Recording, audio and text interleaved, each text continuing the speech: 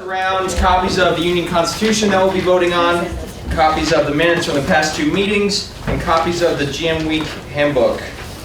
I also have a card for Shoshana's mother to thank her for helping to cook for everyone. Please sign it. Everyone can sign it if you want because everyone was invited, but I'm just going to pass it this way. Don't write massive because the e-board is going to sign this as well, so we want to make room for everyone. Or we could do that. I don't at this point. They can send it back. All right. So I passed around agendas. Okay, I'm sorry. That sucks to suck. Anyways, we're going to move to the first motion. This is actually not on the agenda. I forgot to put it there. Wait, are we actually going to start? Yeah. Just start. All right. The first motion.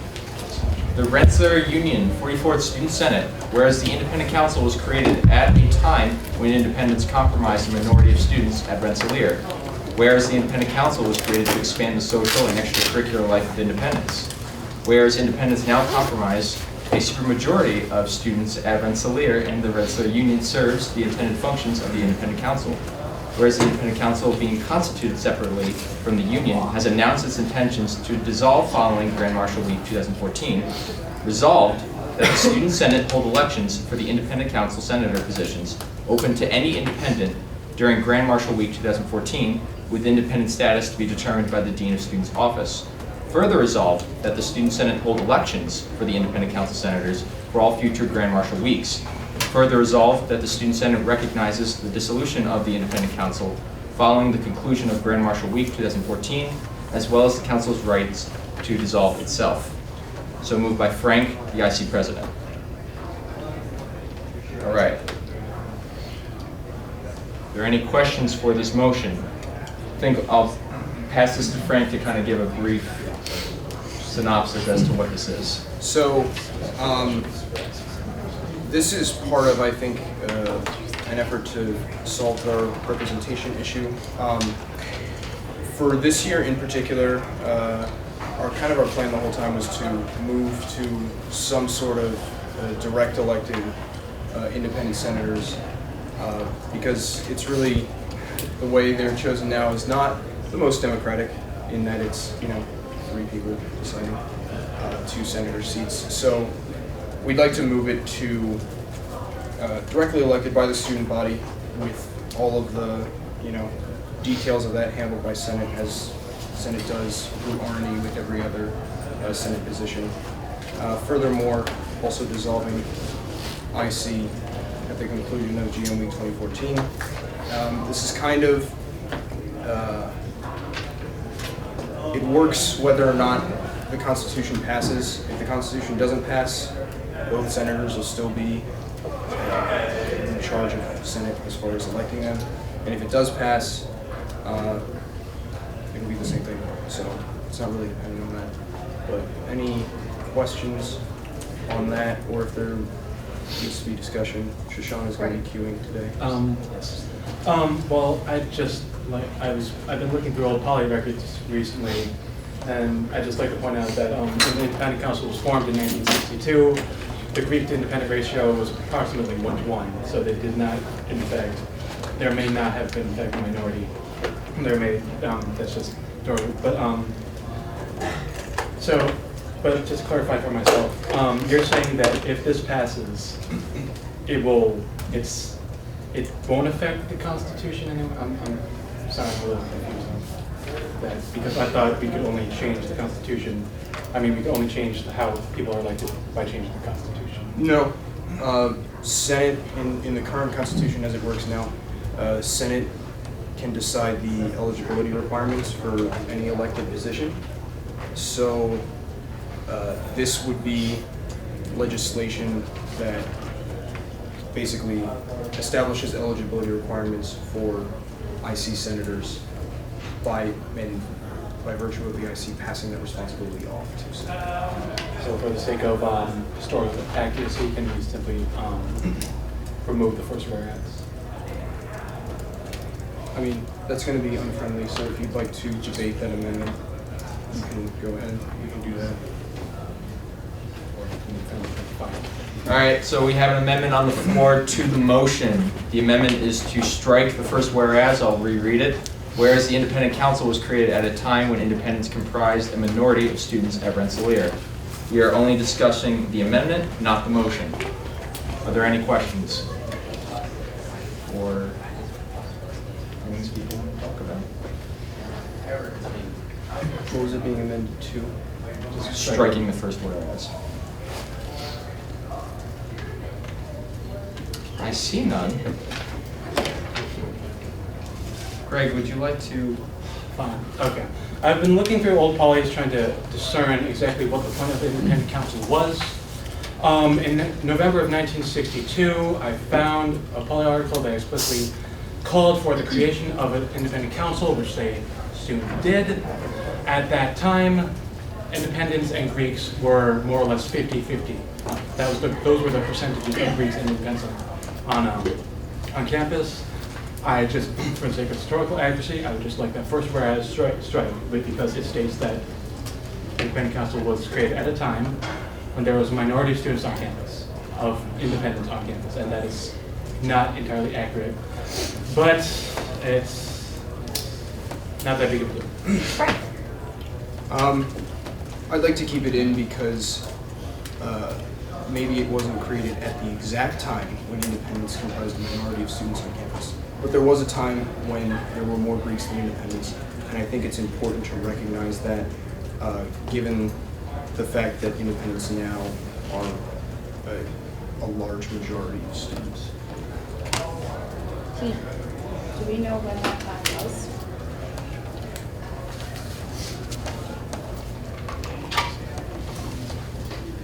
Before now. So there's no record of this time. There probably is.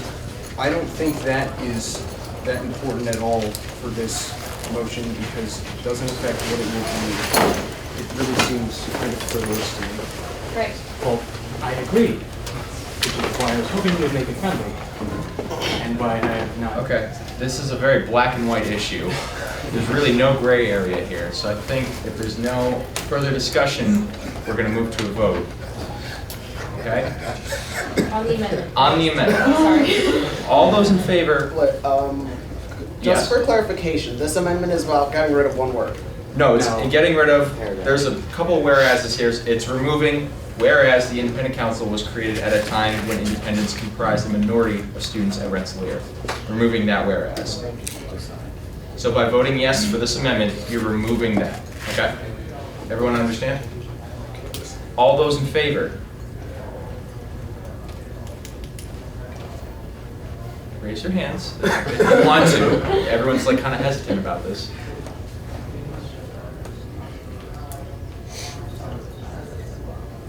All those opposed? Nope, not for that. Not for that. All those opposed? Sorry, I didn't see it. Yeah, passes. 2/3. For normal. It's 2/3. An amendment to a motion. I'm pretty sure it's a Yeah, majority. Yeah, Look at the bylaws. whatever. No, it's Check Robert's Robert's rules, please. The suspense is killing me too. Did you just not move this No. So it actually works. Yeah, it's majority vote. Okay, so that line is gone. It's the small victories. So now to the whole motion. Back to the main cue, Paul. Well, I think that this motion proposed by Frank is a good idea since it A, will take care of making sure that the independent senators are elected in a more transparent and democratic way, and B, since the idea of getting rid of the Greek senators initially rose out of balancing the scales of the Senate in terms of Greek to independent ratio, it would take care of that problem as well. So let's all get on with our lives. Okay. Great. To clarify, I'm just really speaking on behalf of the IC for this. I can't motion anything because I'm not a voting member. So actually on the motion, I've moved it on behalf of the independent council per the bylaws, IFC, Panhell, and IC can submit legislation directly to the Senate for debate, so that's what this is. Tina? Can you just reread the motion as it currently stands? Yes, I can. Whereas, and I'll start from the beginning, the Rensselaer Union 44th Student Senate, whereas the Independent Council was created to expand the social and extracurricular life of Independence, whereas Independence now comprise a supermajority of students at Rensselaer, and the Rensselaer Union serves the intended functions of the Independent Council, whereas the Independent Council, being constituted separately from the Union, has announced its intentions to dissolve following Grand Marshal Week 2014. Resolved that the Student Senate hold elections for the Independent Council Senator positions open to any independent during Grand Marshal Week 2014, with independent status to be determined by the Dean of Students' Office. Further resolved that the Student Senate hold elections for the Independent Council Senators for all Grand Marshal weeks. Further resolved that the Student Senate recognizes the dissolution of the Independent Council following the conclusion of Grand Marshal Week 2014, as well as the Council's right to dissolve itself. Yeah.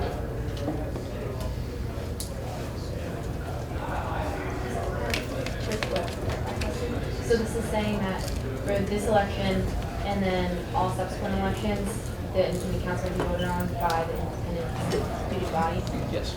Okay. I know we're not talking about Greek issue now, but it is the opinion of the Panhellenic Council and the Interfraternity Council that the two positions for Greek senator be moved to a direct election during GM week by the Greek student body.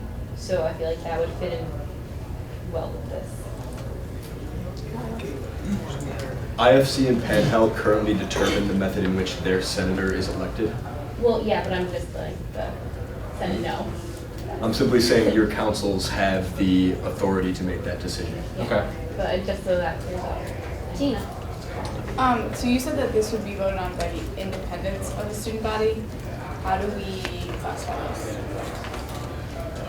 Can we do that? Is that it? I like the point of information. Can I do that? Yeah, you can. So Gene Hunt has this nifty system for telling people who's Greek or not, and he does that on elections, so you can track the flashback points. So you can do the reverse of that, and nobody's not Greek. Frank? No, it's okay. Why was it marked like Yeah, you can, so attached to every ring, there's information, and when vote counting happens, you can exclude those who aren't eligible to vote for certain positions. So like we exclude by class year, we can certainly exclude by. So it'd be like an after check? Yeah. Okay. Because I was like, there's no way for us to check at. No, but it's after. Empty. Motion to vote? No. I see no one in the queue. All right. Does anyone want me to reread the motion?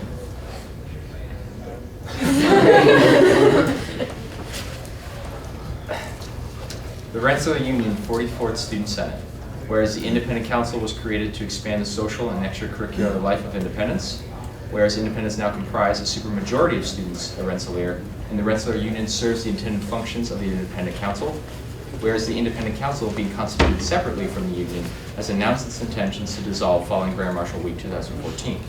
Resolved that the Student Senate hold elections for the Independent Council Senator positions, open to any independent during Grand Marshal Week 2014, with independent status to be determined by the Dean of Students' Office. Further resolved that the Student Senate hold elections for the Independent Council Senators for all future Grand Marshal weeks. Further resolved that the Student Senate recognizes the dissolution of the Independent Council following the conclusion of Grand Marshal Week 2014, as well as the Council's right to dissolve itself. So moved by Frank, the IC President. All right, we'll now move to vote. All those in favor?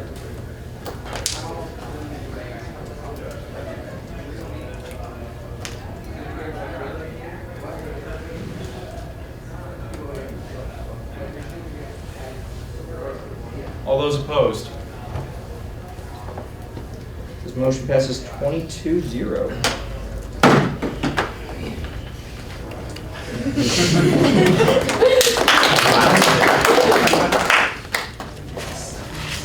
All right, moving to the Big Daddy. The Rensselaer Union 44th Student Senate, Whereas the Rensselaer Union Constitution is in need of revisions. Whereas the Constitution Committee was charged with recommending such revisions. Whereas the recommendations of the committee has been presented to the Senate. Resolved that the Senate approves the attached amendments to the Rensselaer Union Constitution to be voted on by the members of the Union. So moved by Frank Abissi, the Constitution Committee Chairman. Frank? Again, to clarify why I'm moving this one, because it's the recommendation of the committee, it's being submitted directly to the Senate for legislation. A couple of things on how we do debate here, just for those who haven't gone into a long one before, although a lot of us were here for the end of last year. So obviously we'll raise hands to get on the queue.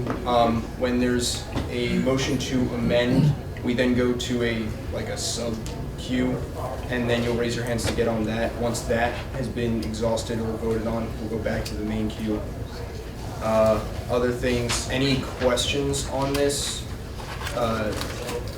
would go directly to me.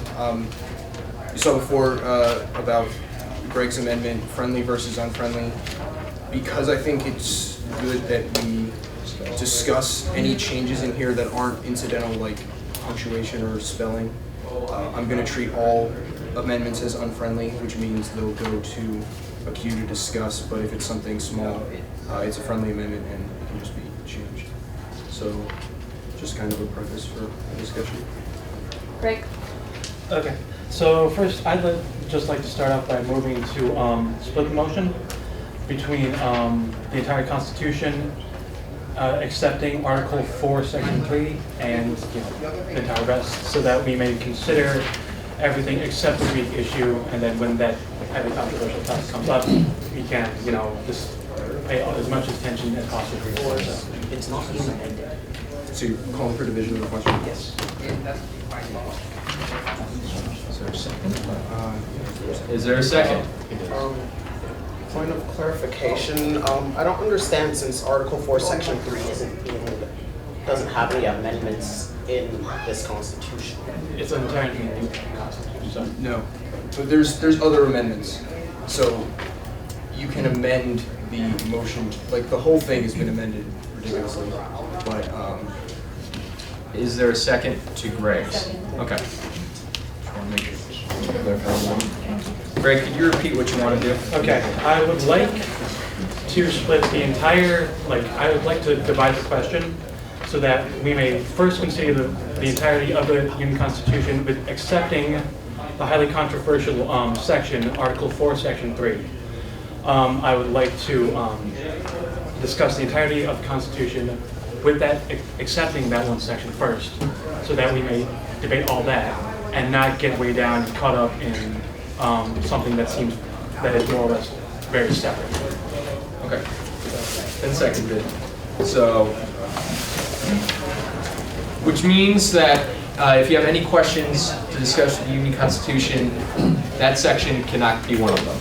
We're going to obviously get to it. It's not negating the conversation, but questions regarding the whole Constitution without the Greek senator or any of the Senate.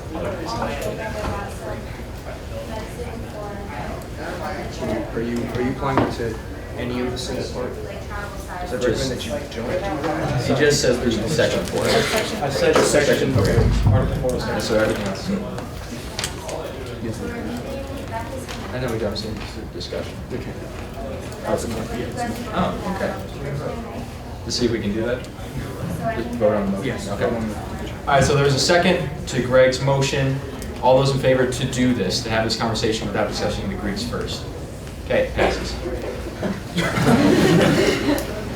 I don't need to write down the vote. All right, so now any discussion on the Constitution without the Greek senator discussion? Shoshana is.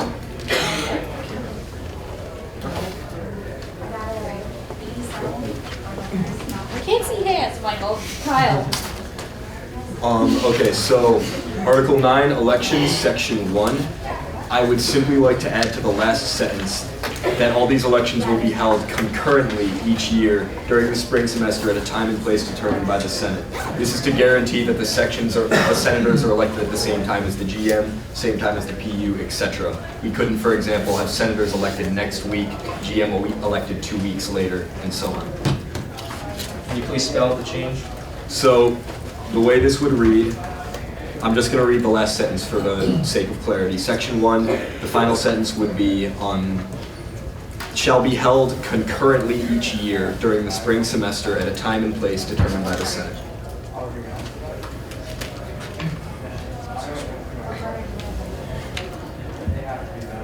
All right, Frank, is that friendly or unfriendly? But does anyone have any objections to that change? What happens if we have to have an additional election for one position? Because that would be This specifies general elections, which, if there's additional elections, those are special elections. So. Just to kind of add on to that, the term general election is used here because it's used throughout the document to define term limits. So special elections won't affect the term limits for a position. So I'm going to say that's a friendly amendment. Okay, so it's added in. Further discussion on the whole document? Oh, okay. Well, first off, I wanted to point out in Article 9 that the word section is spelled wrong. Alright. No, Paul already pointed that out. Okay. So I know it kind of explains it in the comments already, but I was wondering the philosophical reason why we decided to get rid of the UC.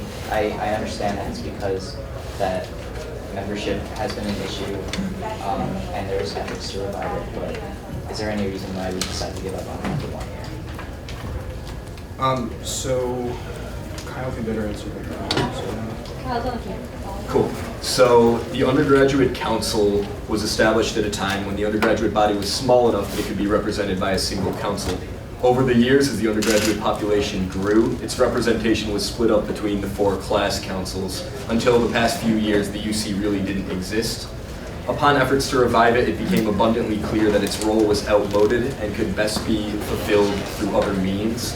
What we've done in place of the undergraduate council is provided a means by which the class presidents will communicate in a bi-semesterly meeting chaired by the Grand Marshal. The entire purpose of the UC has been communication and networking between the class years. If this can be accomplished by a single meeting rather than having a separately constituted body, it's better to simplify rather than cause any conflict of interest or communication gap that could result otherwise. Jacob? I want to add to that. The UC doesn't have a really clear funding source, so the way that we ended up having to try to do big group events was by trying to take money from the councils and get them to try to buy into that. And that was kind of a conflict of interest between the UC and each of the individual class councils. So they weren't really too happy about that. So really, unless the UC could have been guaranteed some sort of revenue stream that they could do their own things independently of the rest of the councils, they really don't serve any big event planning purpose. So. What Kyle was referencing is Article 7, Section 4, that requires a semester meeting for the undergraduate class council presidents convened at Grand Marshal.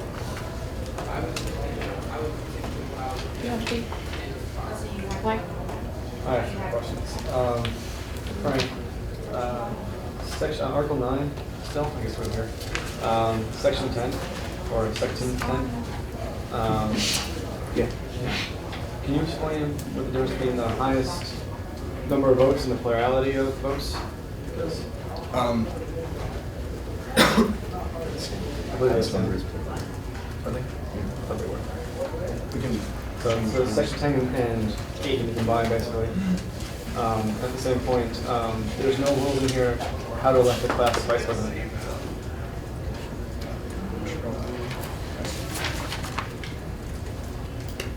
So are you motioning? Yeah, I'm not gonna. Okay, so motion to add vice president rules to the Constitution, because they're in here. And combine section 8 and 10, I guess. Section 10 of I'll which second. article? Yeah. Where the heck's section 10? We should discuss that. So that'll be on for me. So we'll vote on it. Okay. Wait, which one first? You don't know what I'm doing? Oh, I can't count. Okay. We have a new queue now. Which one? Whatever. Alright, so I motion to combine section 8 and 10 and to add vice president to the language. You want? That can be one motion. You would just have to remove section 10 and add to section 8 president and vice president. What Kyle say? A motion. You second. So I can Kyle motion my motion. Do you rescind your motion? Sure. Thank you. Okay, I guess I'm motioning to amend on that we strike section 10 and insert into section 8 the candidates for class president, class vice president, etc. There we go.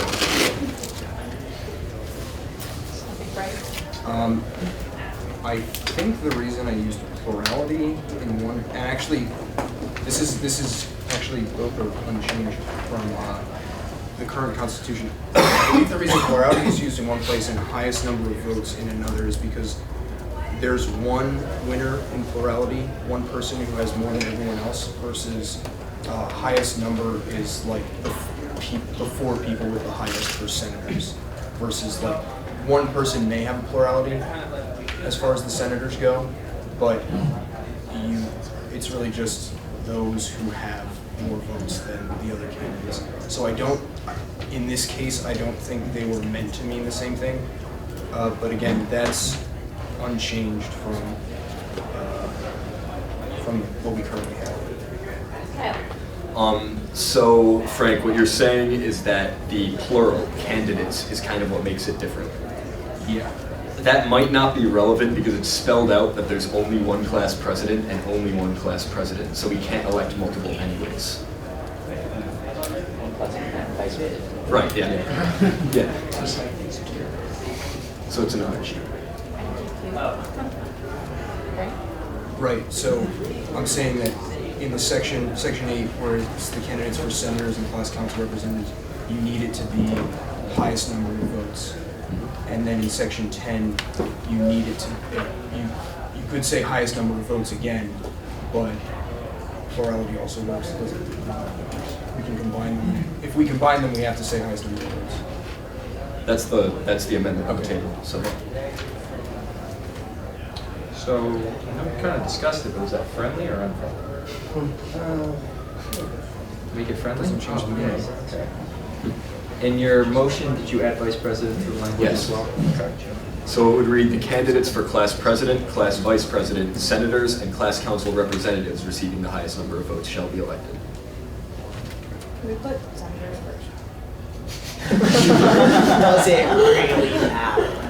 No, because then class president, vice president, and representatives are next to each other. That's fair. So are you amending my amendment?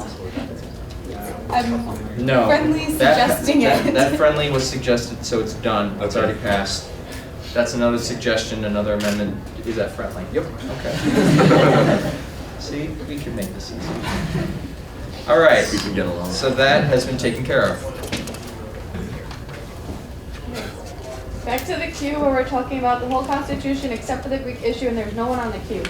Mike is on the queue. I have another question about section 9, Article 9.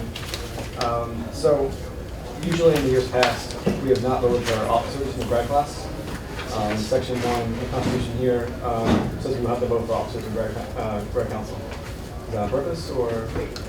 Officers references the president and vice president. Yes, so in years past, we have not voted on general. Even in this GM handbook here, we're not voting on. Yeah. You're right, that is different.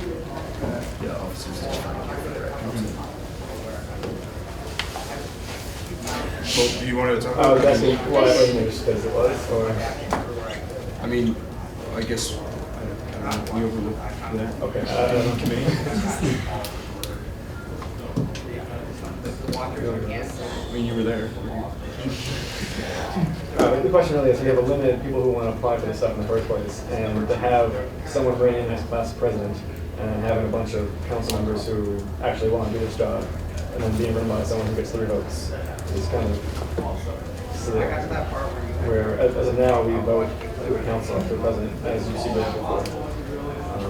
So I like to motion to amend the rid of graduate this session. Okay. So that is on the floor. Is it friendly or unfriendly? That amendment. Unfriendly. All right, so we now have a separate queue discussing that issue. Greg and So, as I understand it, now the motion would read, should this change pass, the general elections of the Grand Marshal, President of the Union, the officers and representatives of each of the senior, junior, and sophomore class councils, and the senators for each of the senior, junior, and sophomore class councils shall be held each year during spring semester at a time with different term limits. Is that what you want? So I guess I need more tedious than this too. Just remove grad and officers in that sentence there. Maybe another sentence long. I guess that would be representatives of the graduate, senior, junior, sophomore class councils, the officers of the senior, junior, and sophomore class councils, and the senators of the graduate, senior, junior, and sophomore class councils. I think you mentioned it, so, but just to clarify, you said the members of the graduate class council will choose the class or elect the president. Okay. So how's the class council's elected members range in? It's representatives. Yeah. I'll pass. Okay. Is there any other questions, discussion points for this topic? Do we have to add in that the Grad Council will elect its own president and vice president and report it to the Senate or anything like that? No? It's dictated by your bylaws. Any other questions? Yeah, just a comment to Kristen. As the Constitution's laid out now, your president and vice president role are guaranteed by the class council section. The election process is not spelled out for them, so your bylaws can determine that. Just to make sure I have this correct. After the GMD part, the officers of graduate, so forth, class council, and then the representatives, or no, the officers of the senior, just exclude graduate from the officer section. Yeah, but still representatives. And then still representatives. Gotcha.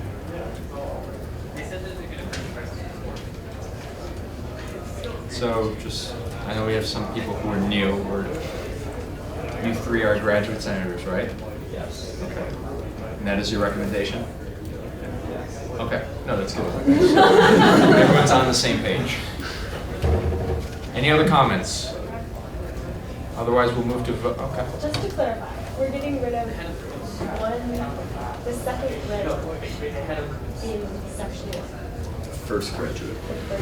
It's more tedious than that. Yeah, it's inserting another list of the classes when one of them says officers. And Do you want to read it? Yeah, I can read it. I'll read the whole section with the amendments. The general elections of the Grand Marshal, the President of the Union, the officers of the senior, junior, and sophomore class councils, the representatives of each of the graduate, senior, junior, and sophomore class councils, and the senators for each of the graduate, senior, junior, and sophomore class councils shall be held concurrently each year during the spring semester at a time and place determined by the Senate.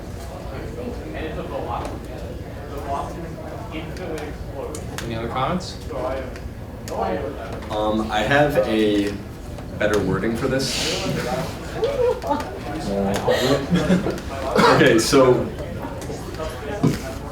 it would be, we would leave it as it is now, take graduate out of the first sentence as Mike proposed, and for the second sentence, simply add the representatives of the graduate class council, and move on from there, rather than having to list everything. So that's the one from the issue. Okay. New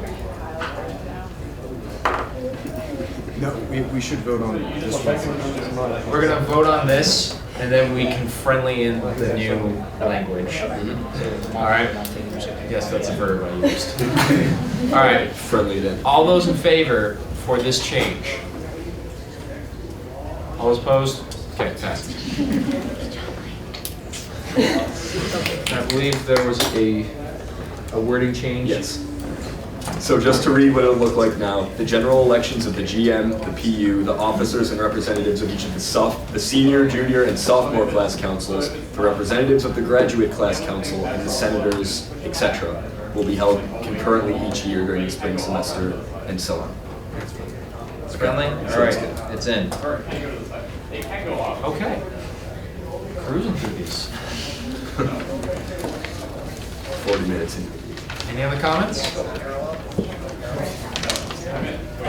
This is once again referring to the entirety of the Constitution and except for just making sure. So Article 13, Section 1. It says, a referendum on any matter fitting amended to the Constitution shall be held with whatever the Senate approves.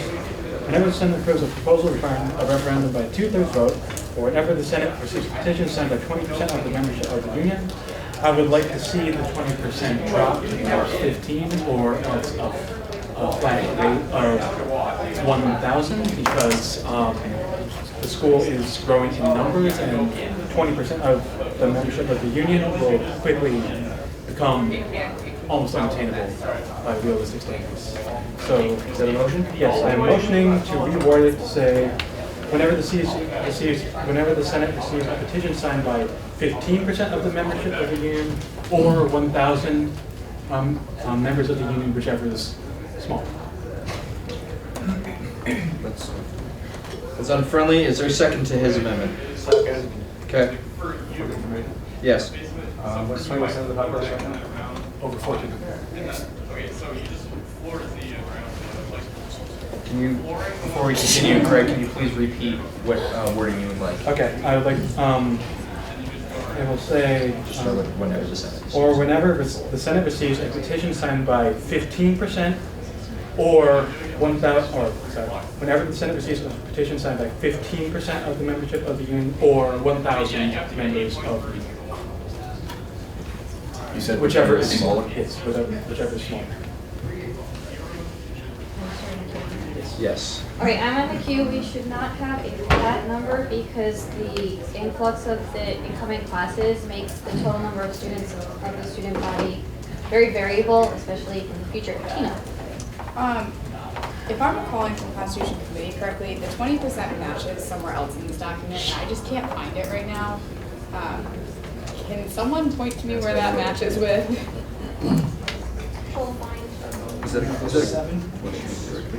If that's a question directly to me, it's in the removals for the petition to remove GM and PU. Is that section 9? That is section 11. Or maybe it's the. Oh, sorry, Article 11. Let's see, section 1, I believe. Yeah. Sections 1 and 3. So I guess my point on that is that 20% just keeps it consistent in both places. It's also in section 3 of the same code. Michael? So, Greg, you said you wanted whichever is lower because the student population continues to grow. Oh, You can. I can answer. Incorrect. I wanted it to be a number that is attainable. Because as the institute grows, 20%, like, it's already incredibly difficult to get 1,400 unique signatures. It's actually more than 1,400. So I think 1,000, that should, and if this needs to be amended later, that's fine. But for the foreseeable future, 1,000 or 15%, whichever is lower, I think represents a large enough portion of the student body that we can say this is important enough for a referendum. Hi. I was the one who suggested consistency between the percentage for removal and the percentage for referendum, and this was because I want a petition process to be fairly straightforward. Whether you're petitioning for removal of an officer or for a vote on a particular motion, we should have a single threshold that has to be met. Paul? Yeah, I agree with Greg that it should be cut, sort of the number should be cut down because, sort of like, as he said, the current scale of the school's growth, because if it's 20%, then that makes it something like the entire freshman graduating class or something.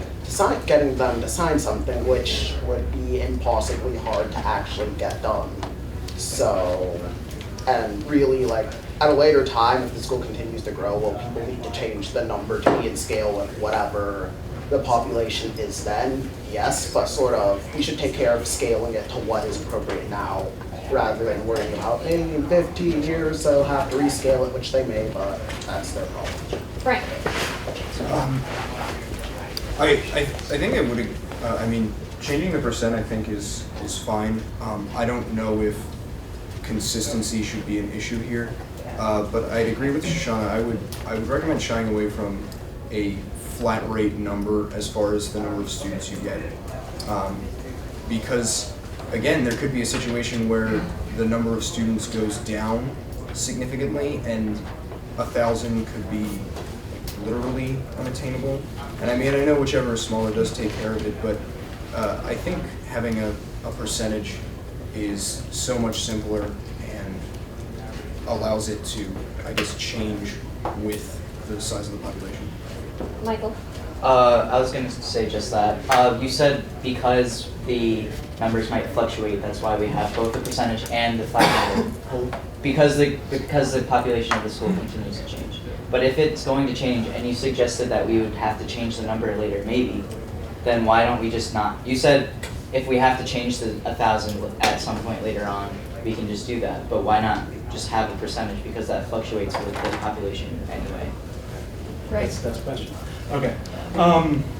Okay, my main concern here, I understand the theoretical basis of having a nice percentage that will probably last, that has probably more staying power than a flat number. At the same time, here we are redoing this Constitution that I'm sure, like we did the Constitution last year, and people 20 years ago probably had a conversation very similar to this. Ladies and gentlemen, I'd like to remind you all that everything changes over time, and trying to make a bulletproof document that will stand forever is damn near impossible. The founding fathers spent several weeks, okay, I'm going off on tangent here, but the idea is that it's not just about the fluctuating numbers, it's just making this a realistic thing to be done. And I think that's incredibly important in a democratic system such as this.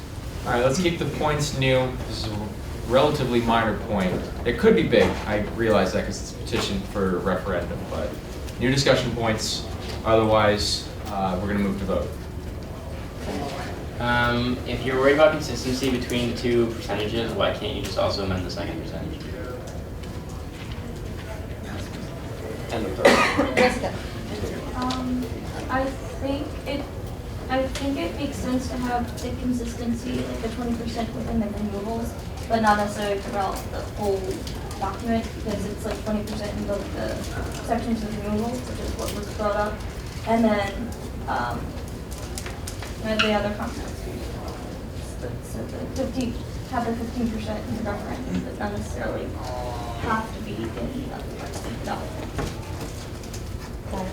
I just want to point out that with about 6,500 students on campus, 15% of the union membership is 975 people. Chase? What I was going to say is already said. I'm on the queue. Has any student ever come forth with the idea of asking for a referendum besides STAR?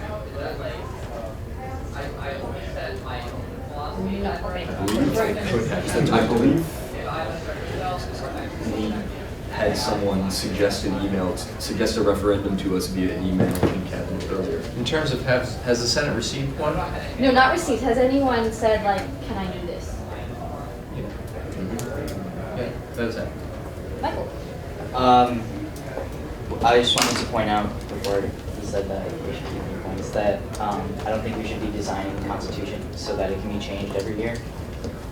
Which you said that you wanted that the Constitution is constantly changing, but I don't think we should say it's going to change next year, so why not just have this number?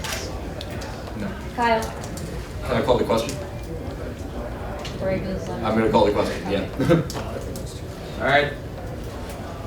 I don't think we need a second for that. What is calling the question? I Call to a do vote. need a second for that. Is there a second? All right. Question has been called. We're going to move to vote to end discussion, essentially. So we need 2/3 vote. We're not voting on the issue, just to end discussion on the issue. Everyone understand? All right. All those in favor for ending discussion? It passes. Okay. Discussion has been ended. We're now going to move to a vote. Frank, can you read the language that was outlined by Greg for his motion? A referendum on any matter excluding amendments to this Constitution shall be held whenever the Senate approves a proposal requiring a referendum by a 2/3 vote, or whenever the Senate receives a petition signed by 15% of the membership of the Union, or 1,000 members of the Union, whichever is smaller.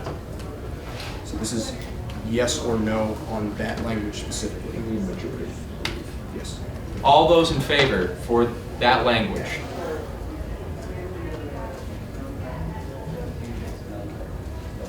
If it's a yes, put your hands up.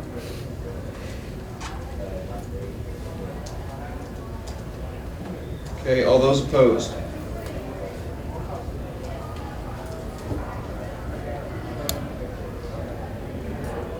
Keep them up.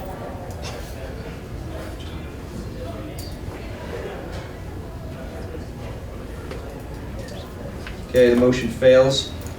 So we're at 20%. Back to what it's originally in, the Union Constitution, in this recommendation. Yes?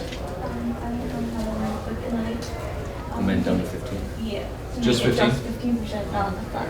Yes. Okay, so there's a motion on the floor. We have a second.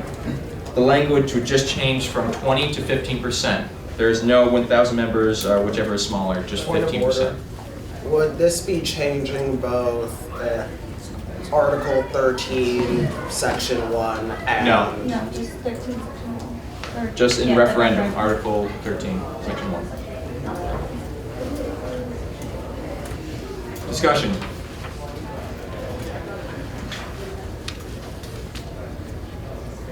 I don't know if anyone's done that yet, but by how many numbers, or how many people is this changing? 1,399 according to the RPI. How much is it changing, not how much is it? Stop the back and forth. Who's on the queue?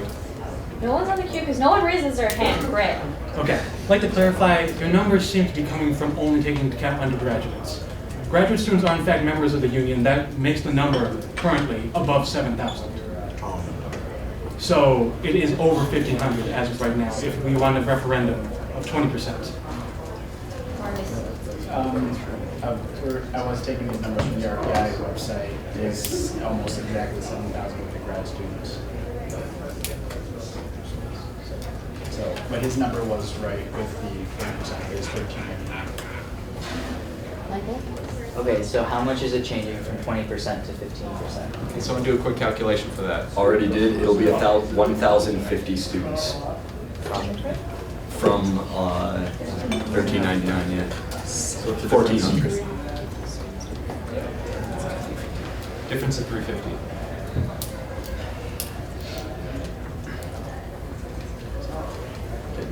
Are there any other comments? For the most part, this is kind of just what you believe. I don't know if anyone's going to sway you on this.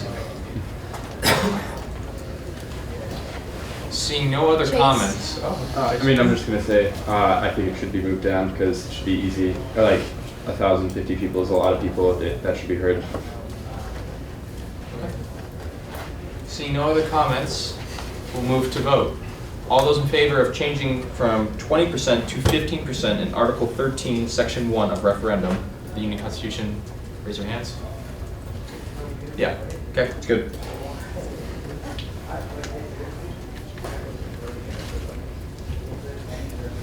Whew. All right. Back to the main queue for the Union Constitution minus the Greek senator representation. Paul?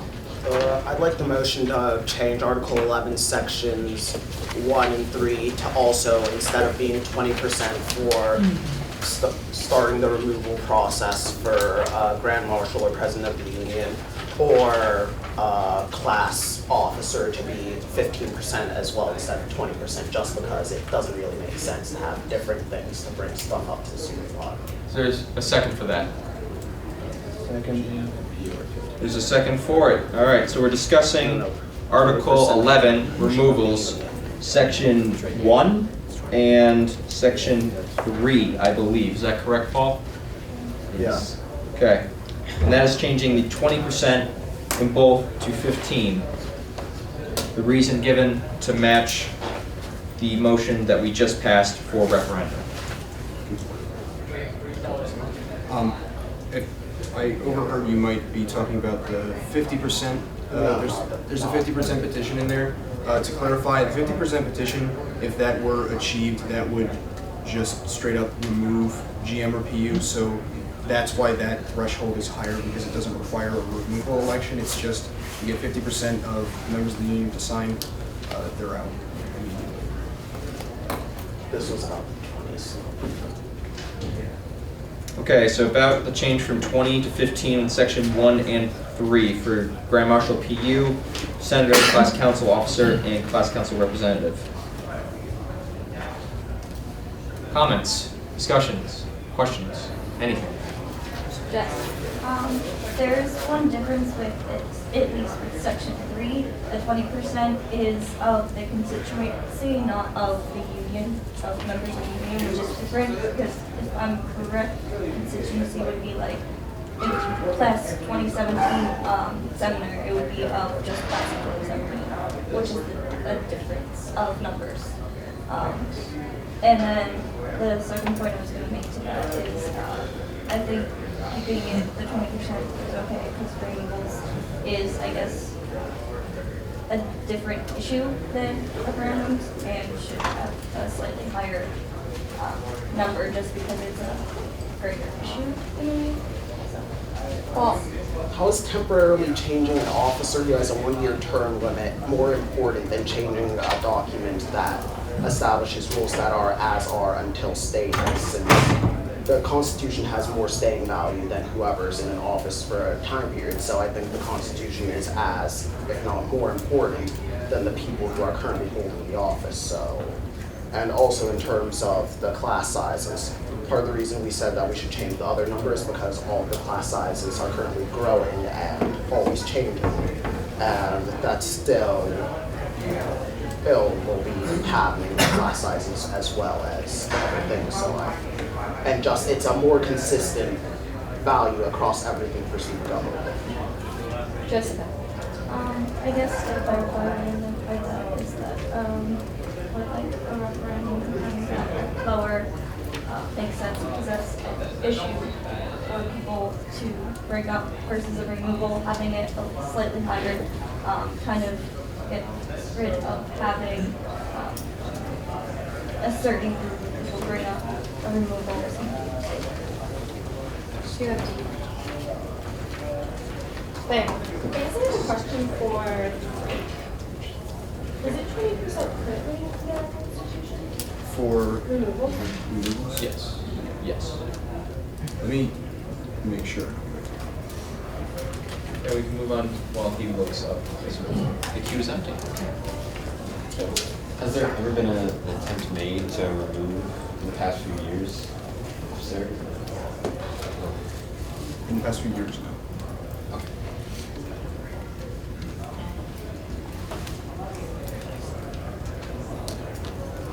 Just give me a couple secs. Yeah, it was 20%. So the motion is to change the 20% in both Section 1 and Section 3 of Article 11 for removals of the Union Constitution in front of me to 15.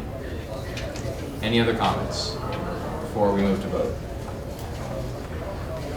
Seeing none, all those in favor of changing it to 15% for both, raise your hand. So yes.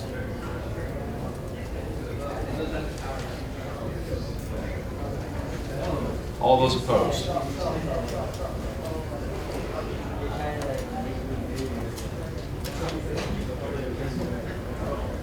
All right, it fails. It stays at 20% for both.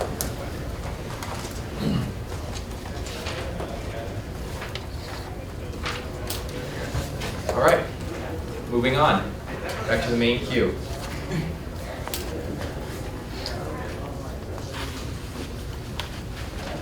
queue empty. Okay, so I've got some things that need to be discussed. And so I'm gonna say some things that I think maybe if people were willing, they should move to amend, because I can't do that. So we're looking at Article 3, Section 6C, regarding the Executive Board, Judicial Board bringing charges against the Director of the Union. It was noted to me that there's an actual legal issue with the way this was worded, because if the charges brought against the Director of the Union were not consistent with Institute Human Resources policy, then a person affected by that could sue the members of the Executive Board and they wouldn't be covered under the Institute insurance. So what I think, if someone was so inclined, it should be amended to would be to add at the end of Section C, the sentence, "The Judicial Board shall present its findings to the Vice President for Student Life of Rensselaer," because VP Student Life, Dr. Sams, is the head of the Student Life Department and the direct superior of the Director of the Union, and so they would be the ones actually equipped to handle that situation. So maybe someone should motion. I'm on the queue, I will motion to add that wording. Is there a second? All those in front? It's going to be unfriendly. Okay. It's unfriendly, so.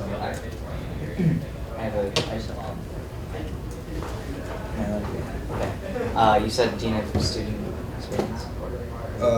Vice President for Student Life. Oh, okay. Sorry.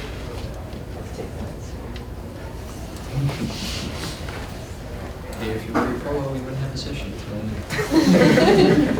Any other comments for this change, this particular motion on that wording? Seeing none, we'll move to vote. All those in favor? Cool, done.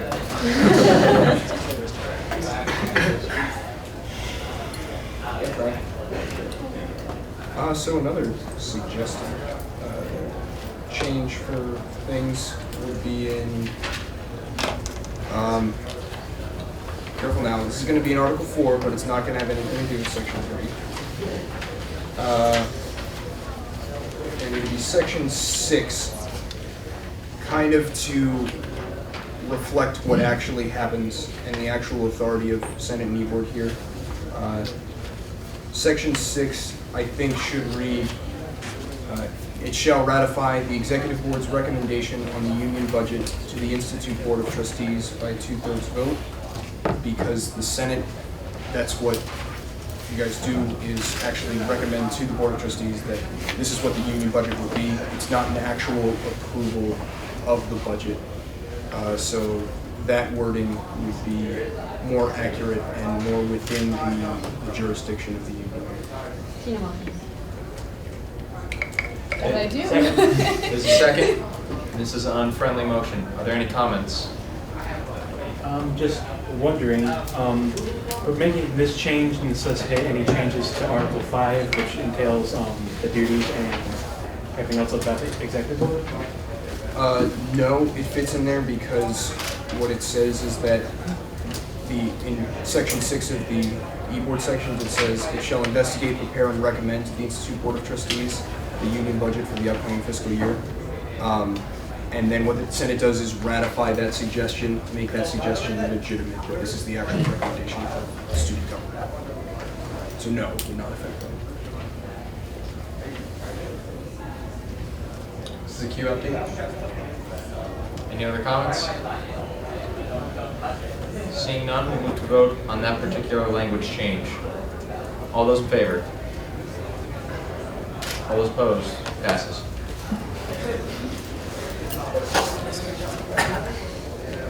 So moving right away.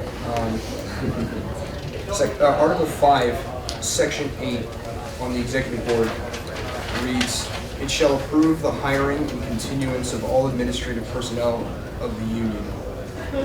I believe this is a holdover from a long time ago. It was just kind of kept in there.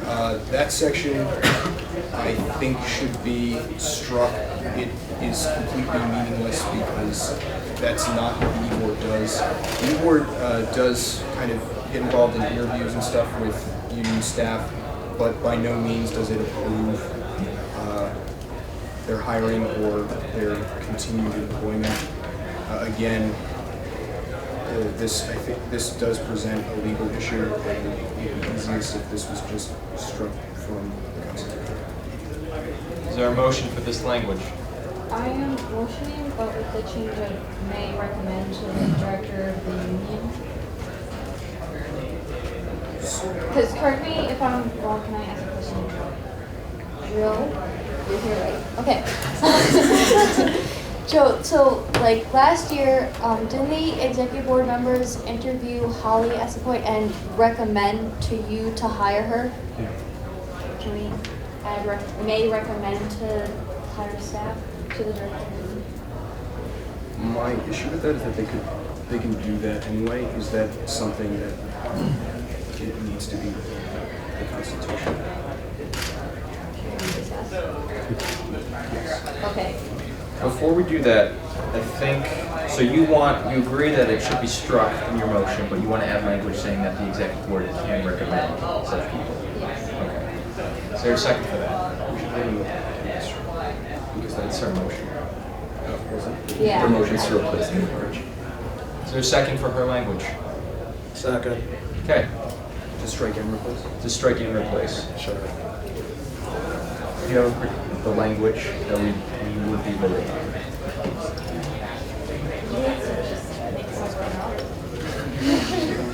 Kyle? I actually don't think it's necessary to put in any language detailing who can recommend what. The E-Board communicates regularly with the director of the union, as does the student senate, so either body has the option of freely speaking its mind and recommending staff for hire, etc. Right. I think it's not bad what you're proposing. My trepidation with that again would be regarding HR policy and the legal implications of that. I think we avoid that if we just keep that out of view.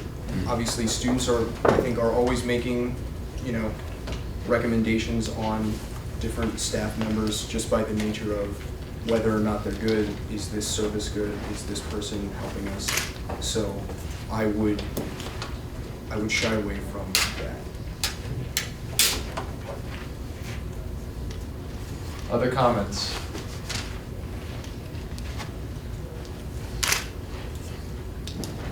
The other option, you could list both, and students could have the option of referring to either, whoever they're comfortable with.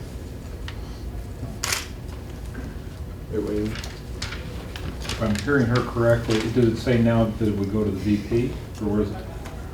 This is, no, this just says it shall approve the hiring and continuance of all administrative personnel. Okay. Talking about striking that and adding in language that the executive board can provide a recommendation for those hires. Okay.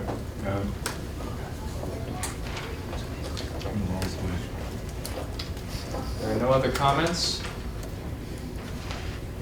Does everyone understand the idea? I think we're still trying to figure out the language for this.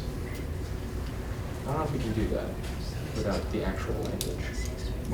Okay, so just give us a couple seconds. Review the union constitution if you have any other changes. We don't want to waste time here.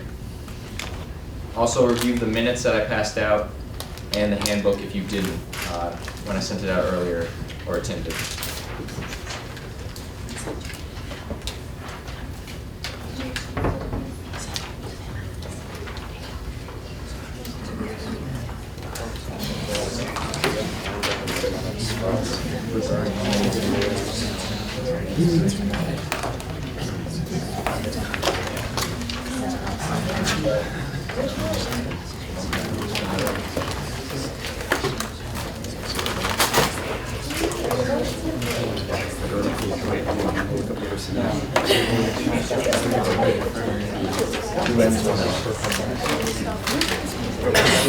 I've been doing this longer than you, sorry. I'm still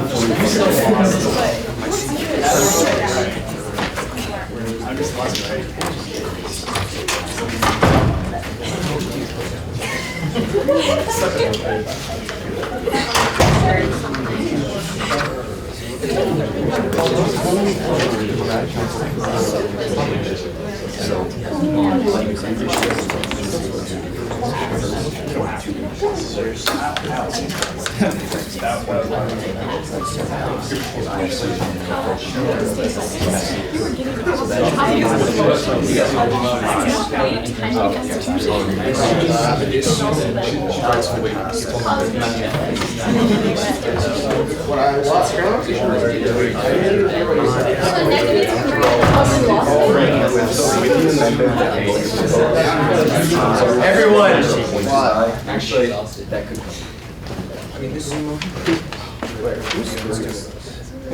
Can someone motion to recess for?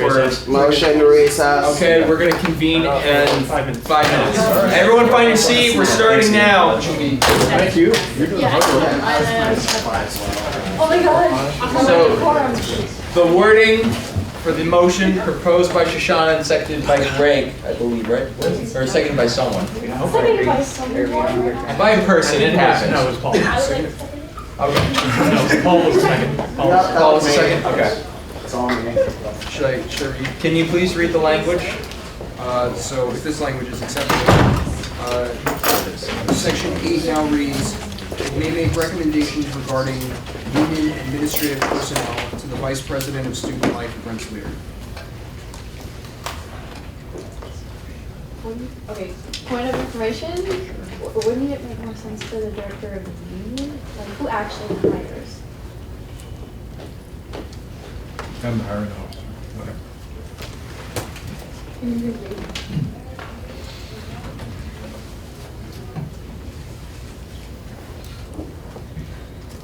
All right. Can you reread that, please? Yep. It may make recommendations regarding union administrative personnel to the director of the union. Second. Okay, so this is for Article 5, for Executive Board, Section 8. Shoshana has proposed striking Section 8 and putting in that language. Is there any other comments? Otherwise, we're going to move to vote. All those in favor for that language? All those opposed? Okay, it's in. Back to the main queue for union constitution and discussion.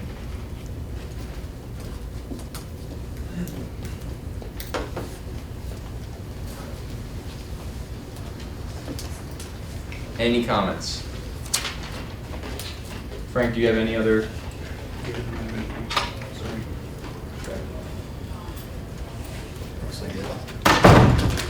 Also, can someone pass me the attendance, the other half of it? So I didn't change this when it came out of committee because I overlooked it.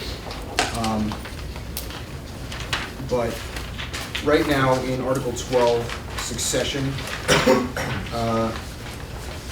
the thing that was removed, Article 10, Section 3 has been removed. And what that does is there was a thing in the old Constitution that it was, if any position was filled by appointment, that students, 20% of students in a constituency could petition that that position be filled by special election. And that was removed. The reason being that the requirements to petition, if it's filled by appointment, then to petition that it be a special election to fill that position, those requirements are the exact same for a recall in the removal section. So effectively, it's the same thing. If people don't like someone in a position, they can switch them out, and the requirements are the same. So that's why that was removed, but I wanted to note that because it was just something I had overlooked in the committee. comments regarding that or the whole document without the Greek representation issue?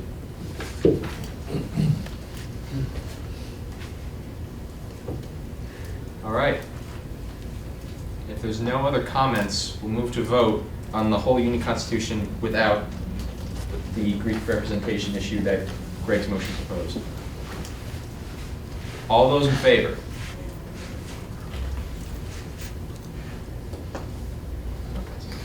We have to pass it. Yeah. Okay, it's good.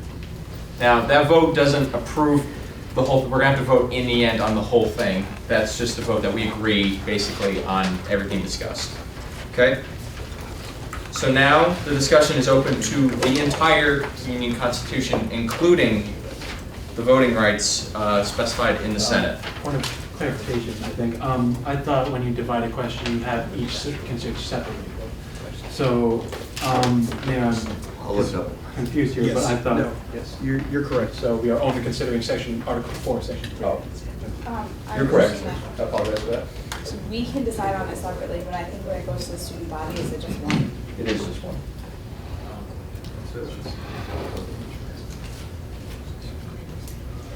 It'll, I guess that's true.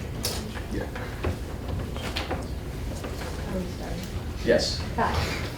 So I would like to move to amend the following language in Article 4, Section 3. Currently referring to independent and Greek senators, it reads, 2 members from the Independent Council, 1 member from PANHAL, and 1 member from IFC. I would like to change this to 2 independent members, 1 member appointed by PANHAL and 1 member appointed by IFC. This would do 2 things. 1, it recognizes that the Independent Council has dissolved and still provides 2 independent seats.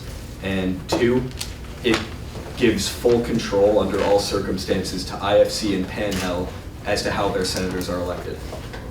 Seconded. Who did? Okay. James. All right. We're now discussing that particular motion. Can you be restated? So, Article 4, Section 3, the phrases regarding independent and Greeks would now read 2 independent members, 1 member appointed by PANHAL and 1 member appointed by IFC. Greg. Okay, so my opinion on this matter is that if independent council members are to be directly elected, then so must Greek and so much pursue Greek senators. I believe that is more democratic, and I believe it would serve to mitigate a lot of the problems we've had in the past with Greek senators.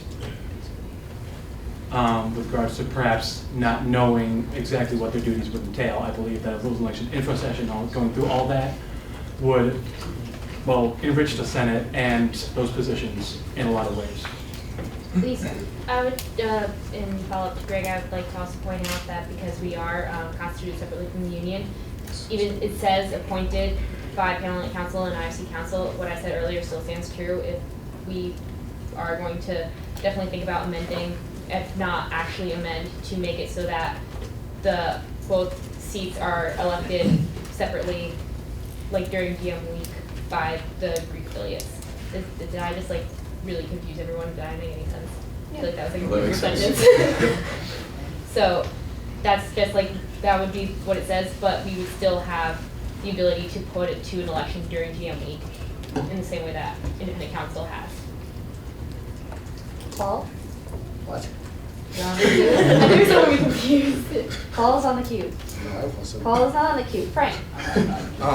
I would caution against including language in here that would force the Greek senators to be directly elected because assuming that the language would be relatively the same as how it stands, I think it's important that we allow IFC and PANHAL to self-determine, and I think allowing them to choose the method by which they select their representative to the Senate is key to that. Kyle? Frank covered it perfectly. Paul? Yeah, I agree with what Frank just said, and also that sort of this motion, it will ensure the equality and balance that everybody had sort of been looking for as their main concern with retaining the Greek senators, because it will ensure that there are the 2 reserved independent seats and the 2 reserved Greek seats, which will be selected by the independents and the Greeks. And, well, we can't really put anything in the constitutions ordering the IFC and Pan Hel to do anything, as they're bodies that aren't under the union, and they have the right to choose how they select their representatives. Tina? I was just gonna make a suggestion to Kyle, to do kind of your suggestion in two parts. So right now, just change the wording from independent council to independent members, and then vote on the other part of it in a separate one. Wait, is that a question? It was a Recommendation. suggestion, recommendation, whatever, to your motion. I'm okay with that, yeah. So are you rescinding your motion? He's amending. Are you amending your own motion? I'm amending my motion to not yet change the Pan Hel IFC to not yet change the Pan Hel and IFC wording, change independent council to independent. We can discuss the other stuff after this is amended. Okay, so just the independent wording change. Comments on that? Otherwise, we'll just move to vote on it. Michael, you read it. Yes. Okay, so now it would read 2 independent members, 1 member from the Pan-Hellenic Council and 1 member from the Interfraternity Council. So we're just changing the independent language. Getting that out of the way, so to speak. Michael? So last week at the open forum, we discussed the issue of removing the independent votes and what effects that would have on Greek votes. So is the independent vote not going, or are we at a point where we don't want the independent vote to go away then? I was asking Frank. Speaking from the perspective of independent counsel,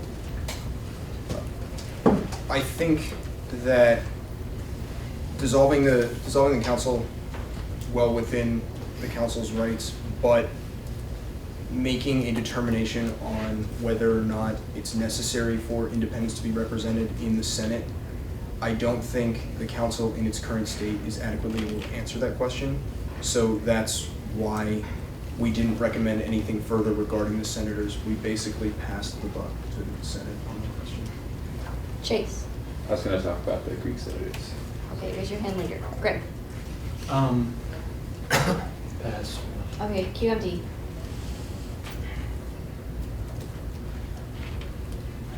Oh, I yes. can just bring up a little point that I thought of. With those independent senators with co-terminal students who are in their, for example, myself, if I vote for 2014, would I be able to then vote for those senators? I'm just kind of curious. Question for Frank. And that might affect people's decisions. That would completely depend upon the requirements that the Senate sets for those seats in the GMWE handbook. Which we're voting on later.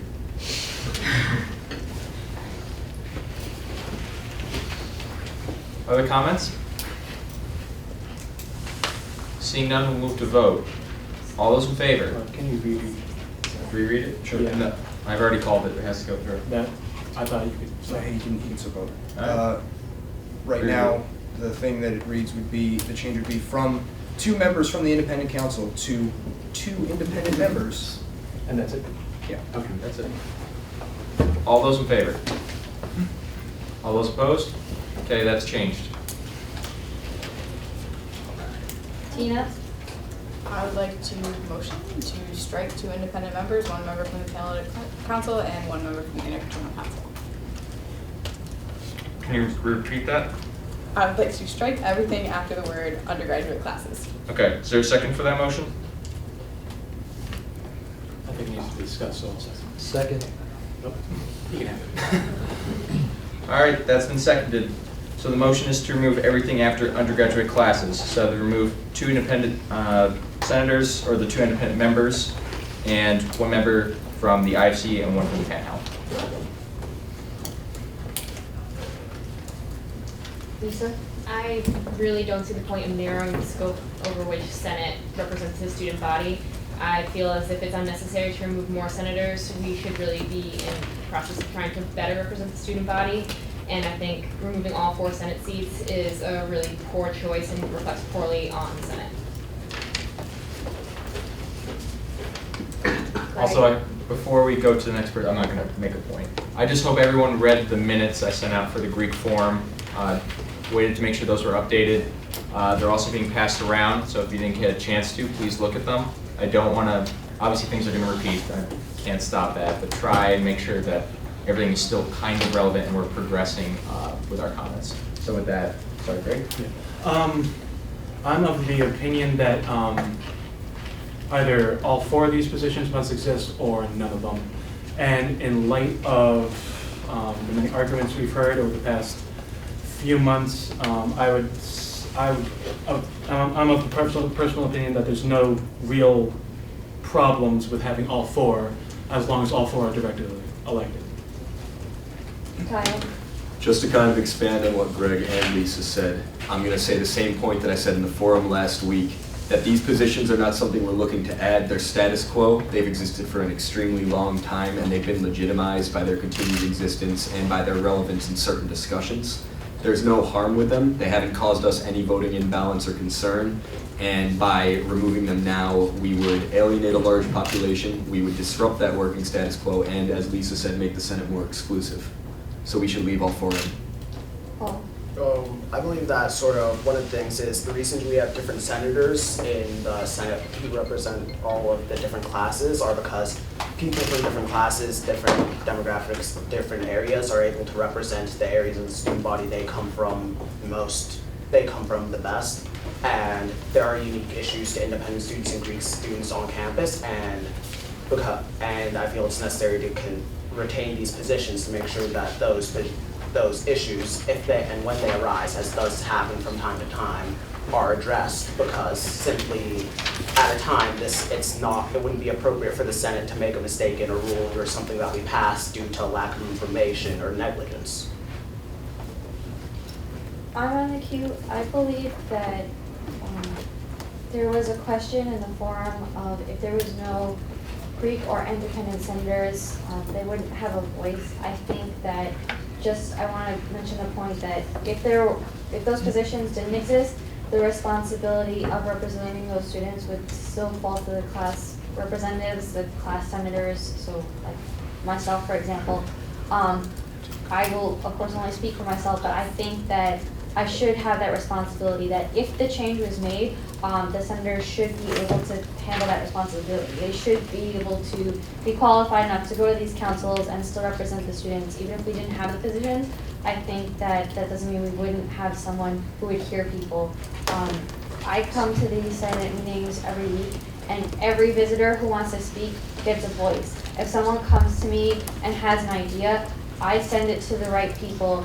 Specifically on the Union Constitution, I got a number of proposed solutions for the issue. I sent every single one of them to Frank and to Chuck. They read them over, we discussed them a little bit. Whether it was my idea or not, it still came before the Senate. So ideas don't get lost just because you don't have a senator. That's just another side I wanted to talk about. That doesn't mean I'm for or against removing the positions. I just want, general people, perhaps in the poly, to know that everyone does get a voice. Just because you're not a Senate doesn't mean you don't get a voice. Chase. I think I would be in support of keeping the positions as long as they were directly elected by Greek students. So with that, I would like to make a motion to change it to, or should I do that later? Okay, never mind. Jessica. Frank. I guess if some of the points I've heard from the forum, as well as now, if I'm encapsulating those correctly, I think what you brought up, Shoshana, is a good point, but I think within that is the fact that you're a good senator, and so you do those things, you make sure that you represent all of your constituency, but we can't always guarantee that that's going to be the case for independents and for Greeks. So I think maybe that is some of the reasoning behind having specifically designated representatives. Kyle. Kind of with what Frank said, again, I just want to reinforce that we're not looking at adding new positions right now. These positions have been around. We're looking at taking them away. and I still don't see any harm in continuing the status quo. So I don't think they should be removed. I don't think we should remove 4 voices from the Senate. Jessica? I guess the one thing that I was just gonna say is kind of plays off what Kyle, Paul, and Frank all said. These positions kind of are the voice of two parts of, 2 sections of student body that equals 100%. There's always the possibility that from year to year, the Senate fluctuates from all 4 senators of a given class, or all senators in general being of independent affiliation or of Greek affiliation. So to have 2 standard voices from independent and Greek represents the 100% while keeping all voices heard, regardless of the fluctuation of representative within each class. Michael? Kyle, you mentioned earlier that this form of representation has been in the Senate for a while, or for many years. Do you know how many years and how long it's been since it was changed? And how are they represented in the past? Or Frank? I believe at least since 1987, as far as I can tell. I can answer that, point of whatever. I've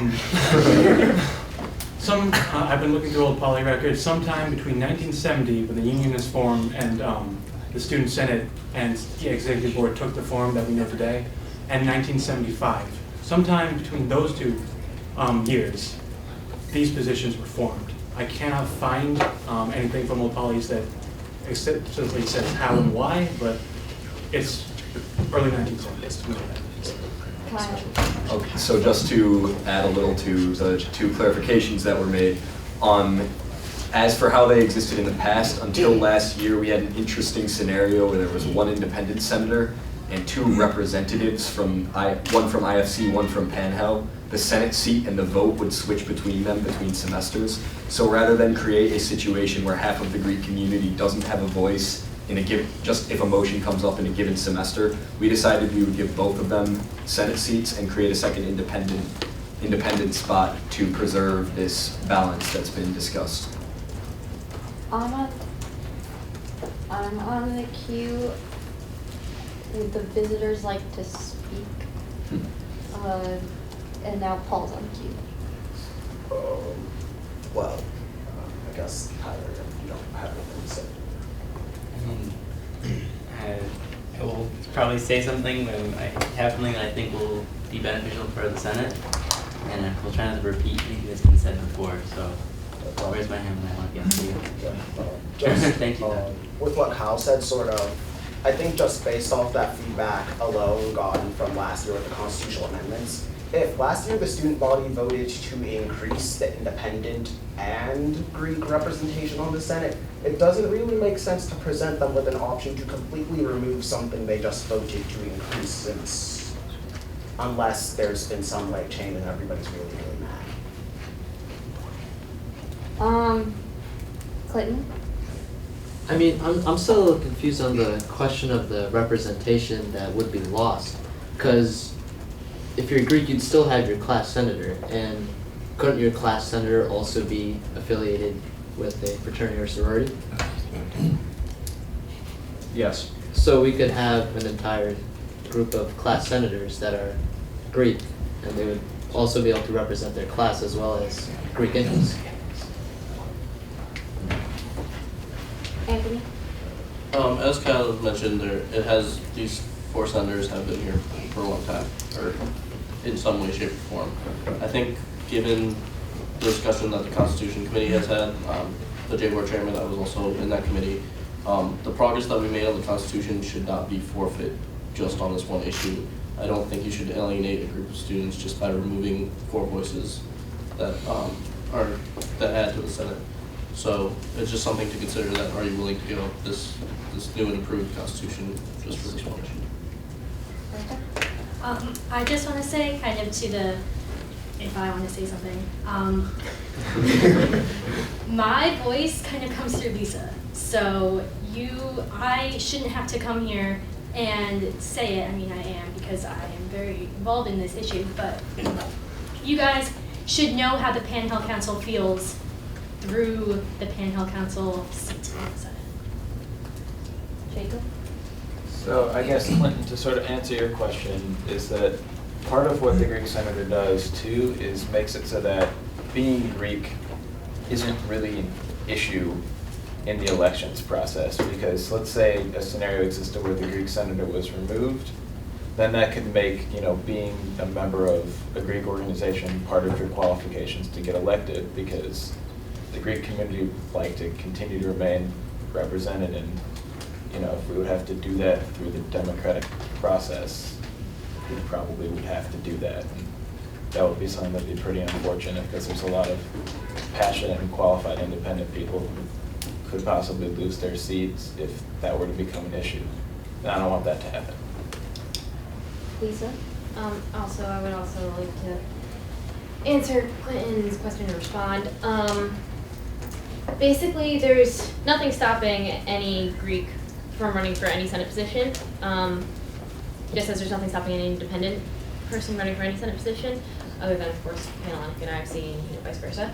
However, I would hope that my class of 2015 senators would represent the class of 2015, of which I believe it's 12% are Greek. So if an issue came up that largely affected Greek life, but for some reason my class of 2015, the 88% that's independent wanted it one way, and it really largely affected the Greek population, we wouldn't be heard because they would be representing their constituents by the majority, which is what they should do.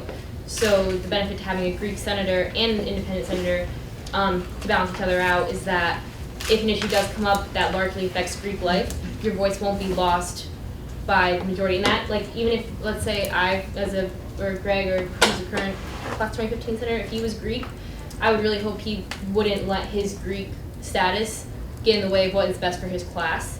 Whereas, as a Greek representing my Greek community, that's all I'm representing. I'm representing just the Greek agenda, which, as independent, would be just representing the independent agenda. Jessica? I guess that's basically almost exactly what I was going to say.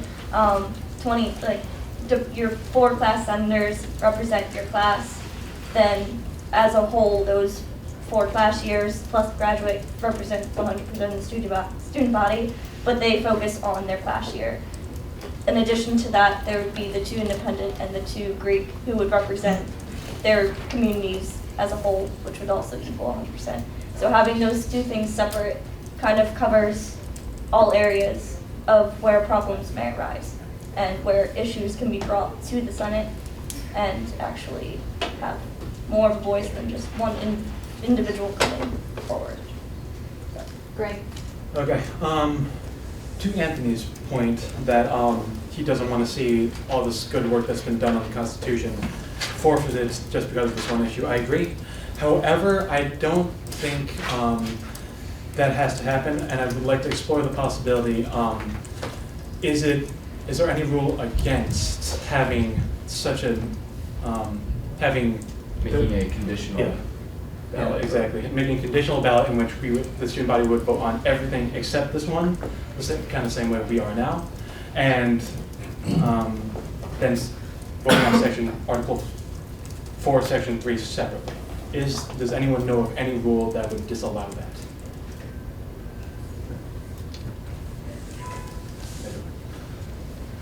Tyler? As Jess kind of alluded to, your name's Jess, right? Okay.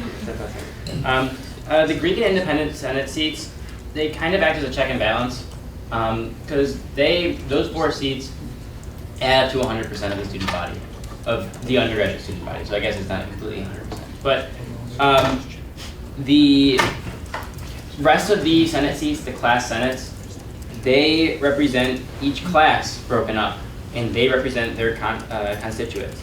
So everyone is trying to be represented, but you just sort of represent independents and Greeks again, and that kind of adds up to all 100% again. Just sort of to make sure that everyone's voice is heard and to make sure that all issues that need to be covered are actually covered. I think removing these 4 seats would very much so reduce the checks and balances that the Senate has. So I think we really should keep these 4 seats. Is there any new discussion? Otherwise, the queue is empty. For what it's worth, I'll say I found the conversation interesting, and I want to preface it by saying I'm not inserting my opinion, because it's your all's constitution, so it needs to be what it is. But what I will say is usually a student government would end up feeling the need to have a constituency-based representative, so that there's to make sure that there are unheard voices at the table. So you could end up making the argument to say, in the undergraduate population, our international student population is a single-digit percentage, but a student senate would say that, well, at the graduate level, it's half. At the undergraduate, it's single-digit percentage. I think the freshman class was about 10%, but all the ones before it were less. But they would end up saying that that is an important constituency and want to make sure that their voices are heard, and say for that reason there would be a representative from that population. So. Can I make a motion to add that? Have a representative from an international group? Currently, we're discussing mine. So. We're just discussing this motion. However, you can do that once we vote upon that. Okay. You can amend I guess like it just goes along with the rationale of the argument that we're making. Like if you're talking about the 12%, 88%, if another group was say 10% or another somewhat percentage in between that number, why shouldn't that group be represented the same way that the Greeks will be represented? Anthony. This was brought up in Constitution Committee before we threw it to a subcommittee and a forum, and I think just given the unique relationship that the Greeks have with us on campus, that housing decisions directly affect them. It's a large portion of the population. So given that unique situation that we have with them, I think it's worth it to have these 4 voices in there, while not necessarily making a lobbyist vote for every single possible minority that might exist on campus. Erica? I think that where that line could be drawn is, are you a self-governing body? Sororities and fraternities are self-governing bodies, independent council is a self-governing body. So, well, I mean, it was. Kyle? I agree with that, but I also think where the line could be drawn is, again, that these positions already exist. It's not like we're taking steps to add representation for certain minorities, where if anything, with Tina's amendment, if anything, we're considering removing them. So the line can be drawn that we're not trying to start a trend of representing any group that seeks it. We're simply considering whether the status quo should be maintained, and as Frank said, it's been maintained at least since the 80s. Michael? So I think removing does threaten the voice of Pan-Hellenic ISC. However, I also think it is the responsibility of Pan-Hellenic ISC to maintain their voices. So if these voices were to be removed, I think it would be your responsibility and not the Senate's to make sure that their voices are heard. However, I think changing what we have already right now would be problematic, just because it would kind of undermine the idea of what everyone else is saying, like the balance of the Senate. Other comments? Seeing none, we'll move to vote. Motion for roll call vote.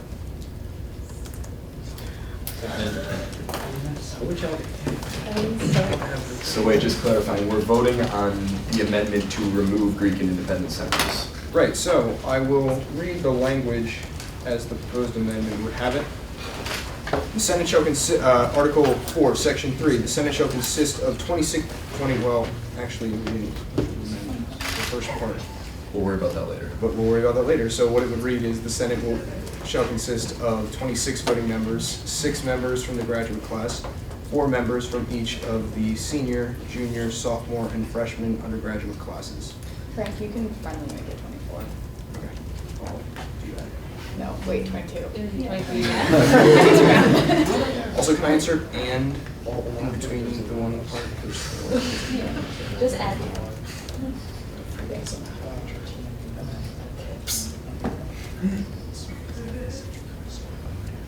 So just to clarify, you'd be voting yes in favor of the amendment and no opposed to the amendment? Yes. Yeah, you'd be voting yes to remove the Senate positions, no to keep them. All right, so Yes, you want Greek senators in place. buckle up, everyone. We're doing this again. Does everyone understand how roll call works? Put it away. Let him keep Put it away. Put it away. Hold on, guys. Listen up. Quiet. I passed NOC afterwards. Yes. Yes. So the first round, the first time I go through the list, which is in no order in particular, you can vote yes, no, or pass. In the second round, if you pass, your name will come up again, and you can vote yes, no, or abstain. So, without further ado, we'll get to it. Lisa, No. James, No. Tim, No. Claire, No. Kristen, No. Mike. Oh yeah, that's Pass. Peter, Pass. Jess, Joe, Paul, No. Melanie, No. Donna, Marcus, No. Michael Hahn, No. Shoshana, Pass.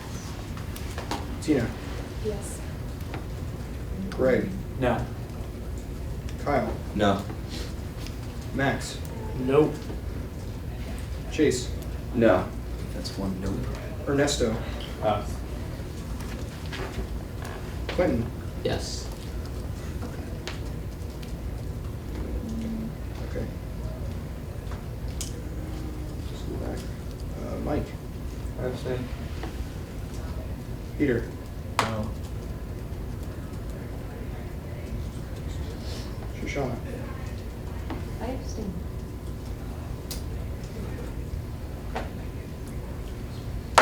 Do we get it? Ernesto. oh, yeah, sorry, Ernesto. Abstain. Okay, motion fails. Thank you.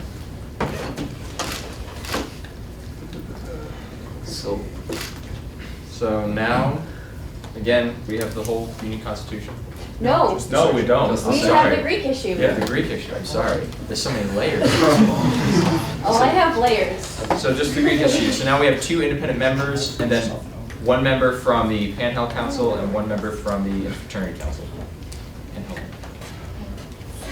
Kyle. So I would like to reintroduce the rewording I'd put on the table before. 1 member appointed by Pan-Hel, 1 member appointed by IFC, rather than from. Is there a Again- second for that motion?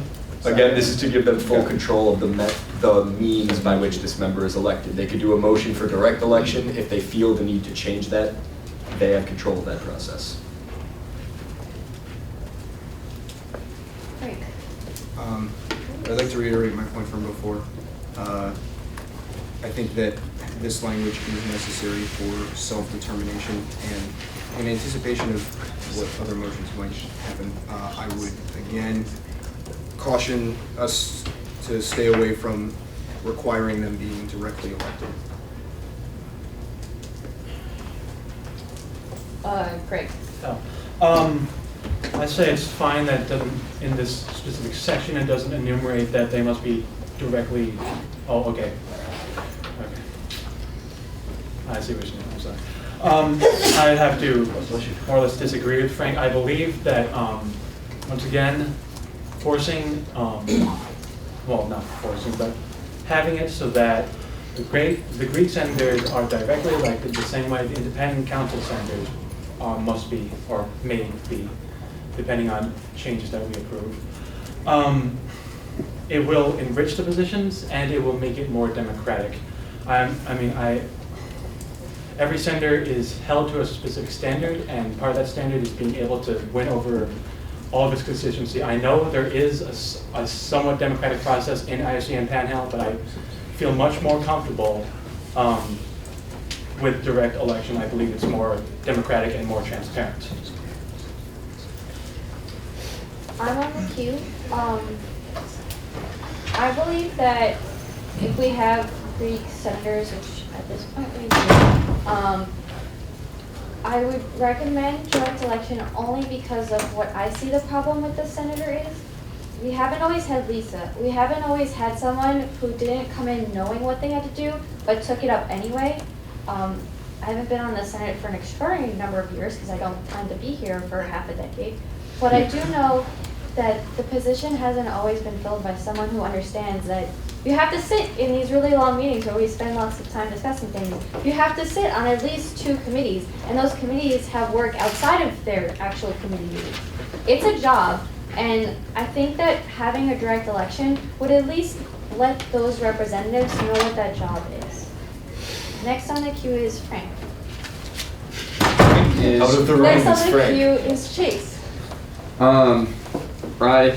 As I said before, I think it should be direct election. If we want it to be direct election, I think we should stipulate that. And Frank just left. I was going to ask him because he mentioned that there were issues with forcing it to be a direct election. And I was just wondering what those issues were.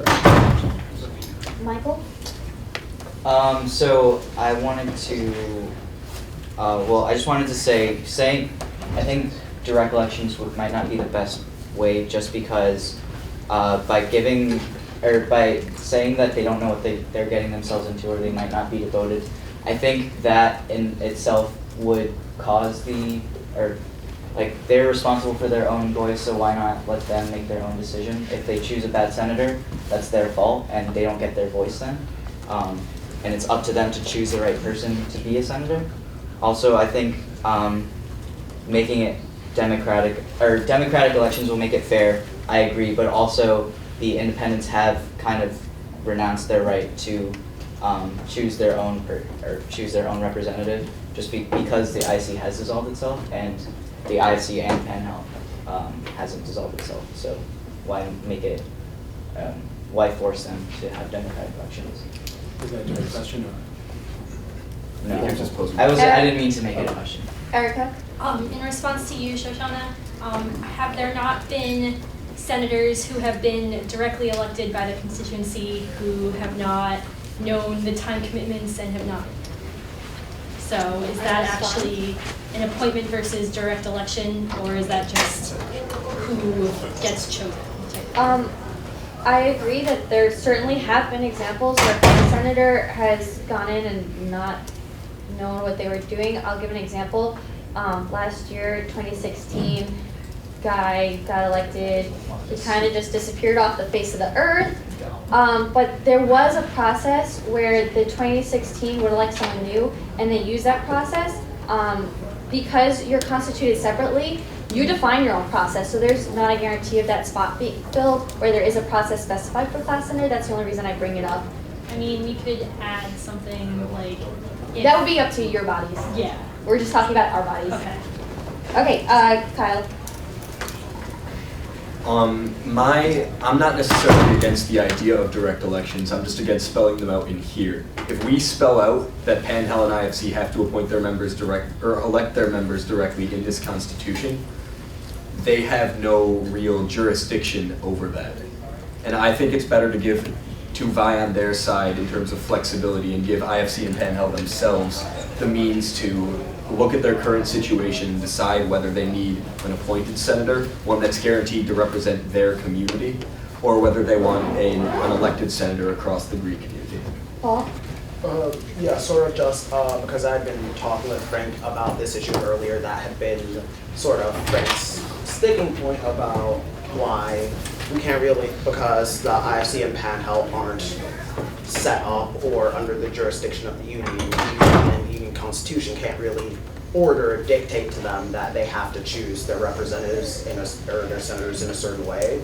So while I feel we should formally request that they set up their elections so that they're voted on by all of the people who are members of organizations under IFC and Panhandle, I believe we shouldn't try to dictate to them to do things we can't make them do.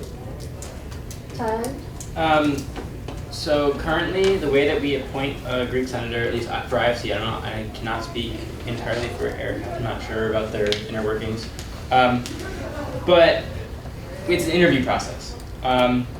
We basically look, so the three kind of criteria, or a couple criteria we have is interest in student senate. That way they know kind of what they're getting into. We know that they want to be there. The second one is usually we have some sort of brother, one of their brothers basically say and speak on their behalf, like to me basically.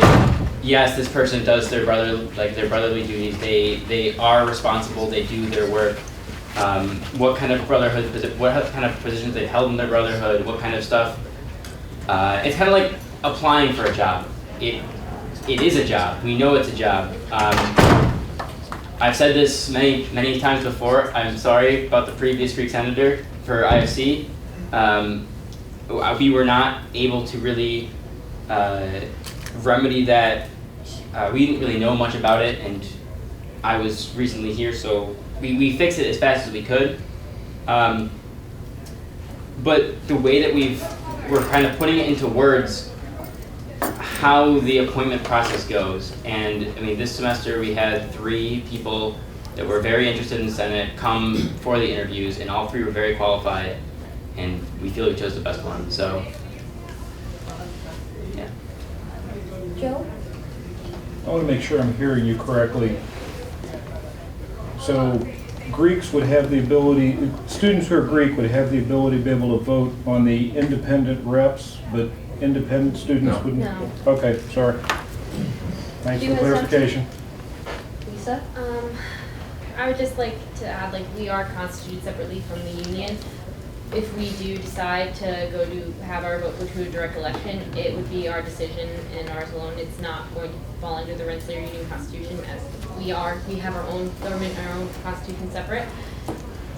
So that being said, I feel like it'd be inappropriate or crossing a boundary to formally word it as needing direct election in the Rensselaer Union Constitution. If we did decide that we wanted to have our, senators being voted on during GM week in a direct election, that would be our decision and would be in our constitution, not the union's constitution. Jesse? Alright, so it comes across to me at least that by defining that it has to be a direct election through the Senate's use of power, you're essentially stating that you feel you're more qualified to decide on how to appoint senators that represent our constituencies than our respective governing bodies of the IFC and the Panhellenic Council. And I feel like, while I agree with many of you that I think a direct election would be a good system, I think it should be something that is left up to our respective councils to decide, and not something that is forced upon us by the Senate. Right. Okay. First response to that point, absolutely not. I do not believe that we are more qualified to tell you how to run your internal affairs. The thing is, when you send a senator, that suddenly becomes our internal affairs. So that's something can also, even if we say direct election, that wouldn't be saying that we as a Senate think that we can speak for you. That means we think the student body in general can make a more democratic decision as opposed to that point. That is what I'm saying. And I guess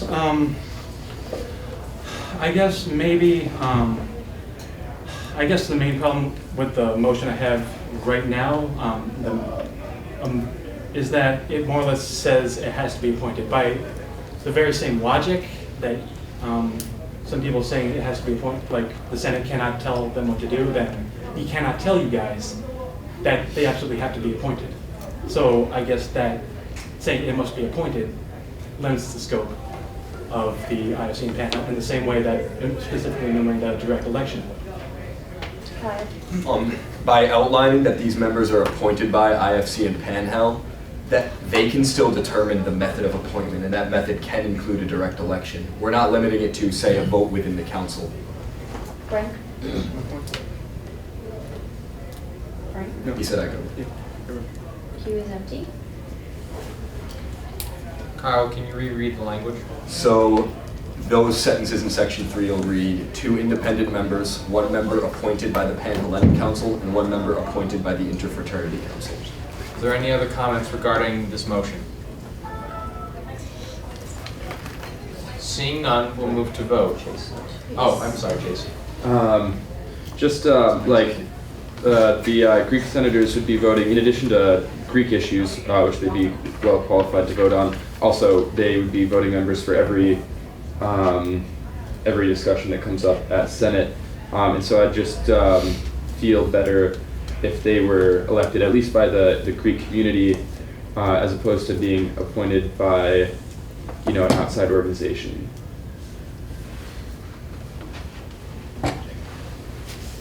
Jacob? Point of information, actually, I don't even need to go into you for that, but the Greek senator appointments are actually approved by a vote of all of the IFC representatives. So every Greek already has a voice in this through their elected representatives that their house do. So if you, an individual, had a problem with a particular person up for review, you could address that with your representative and your house could vote a different way. Lisa? I would also like to again point out that this legislation isn't saying that the current process by which Greek senators are decided is going to maintain place. This is just saying that it is up to the discretion of the Pan-Hellenic Constitution and the Interfraternity Council Constitution to decide how the senators are appointed, and that jurisdiction is being taken over by the Rensselaer Union. So we're not saying yes or no to a direct election, we're just saying that it's still going to be determined by our constitutions. Okay. To the Pan-Hell senator, what's the official name of your organization? My, Pan-Hellenic Council? Okay, because on your website it says the Pan-Hellenic Association. I'm sorry. Yes. We are the Rensselaer Pan-Hellenic Association. Thank you. No problems. My bad. Request that the motion and the entire Constitution reflects that. Motion to amend that to be the right name, then. Wait, why don't we do that after we vote on this? That's fine too, right? Yeah, just. Queue is empty. Claire, can you read the wording? Okay, so this will now read 2 independent members, 1 member appointed by the Pan-Hellenic Council and 1 member appointed by the Interfraternity Council. Can you just change it now to Pan-Hellenic Association? You gotta change the entire Constitution, it's all over the place. It's only mentioned. Oh, it's only mentioned there? Yep. Well, it's your motion. I'll say friendly, yeah. So because we made a change and this is an important issue, could you please reread? All right. I had to read the IC thing 3 times. 2 independent members, 1 member appointed by the Pan-Hellenic Association and 1 member appointed by the Interfraternity Council. Okay, the Rensselaer Pan-Hellenic Association. Right. On that point, what's the actual name of IFC? Also, is interfraternity hyphenated and then capitalized? Or what? Interfraternity Council, technically there's no hyphen, but it's pretty unclear. Interfraternity is one word by the Poli-Sci Guide, and one word by their official thing. Okay. Any other comments? I think we covered a wide spectrum of issues. So we added the word Rensselaer before Pan-Hell? Yeah. And delete the But word not council. before IFC? It's The official name of Okay, so it's Pan-Hellenic. not consistent? All right. We're voting now. All those in favor of those changes? Yes? All those opposed? Okay. So that's in.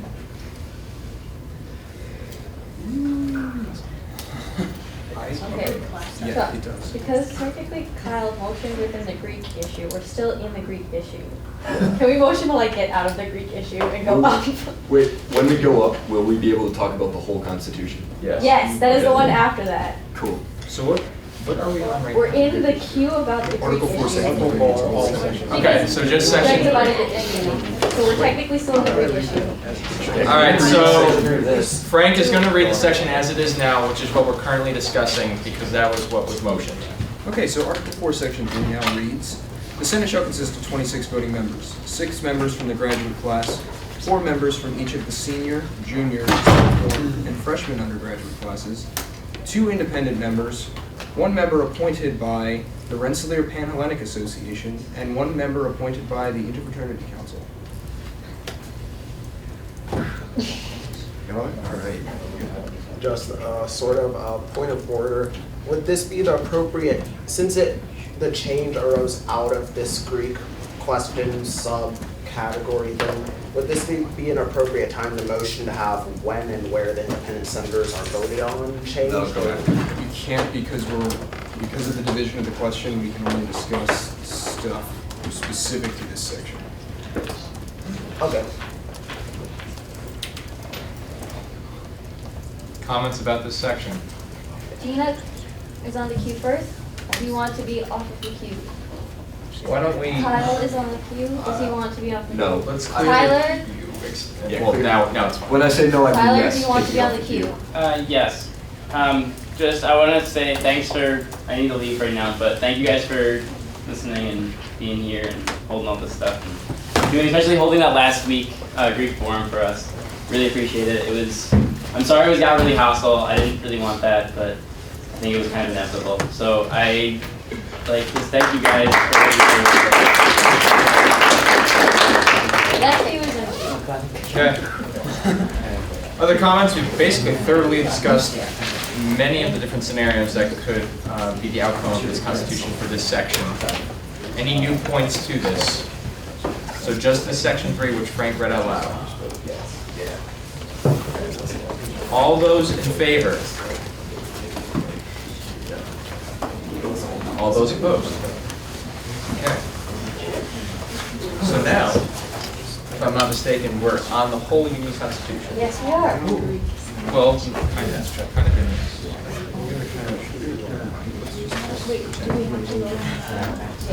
We just approved one part and the other parts.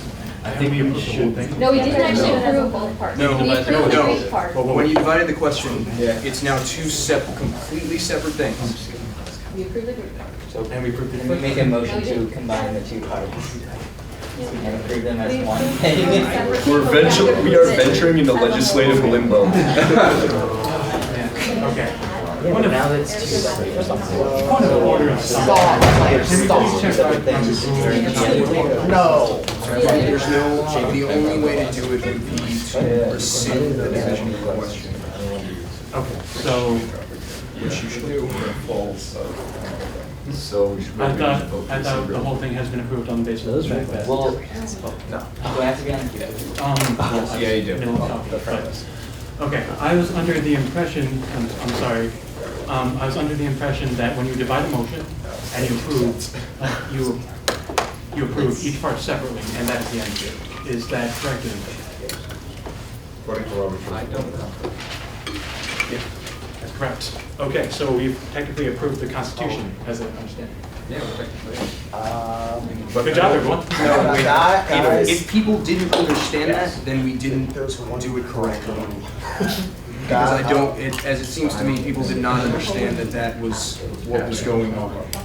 I can say there's one last year. So, okay, for the sake of clarity, I rescind the motion and recombine So it's the whole two thing. things, Okay. so that we may vote on it as a whole. Yeah. I think right now there's one minor thing which may need to be addressed, which is. Can we get out of queue? There was a queue. Okay. Sorry. Greg is first on the queue.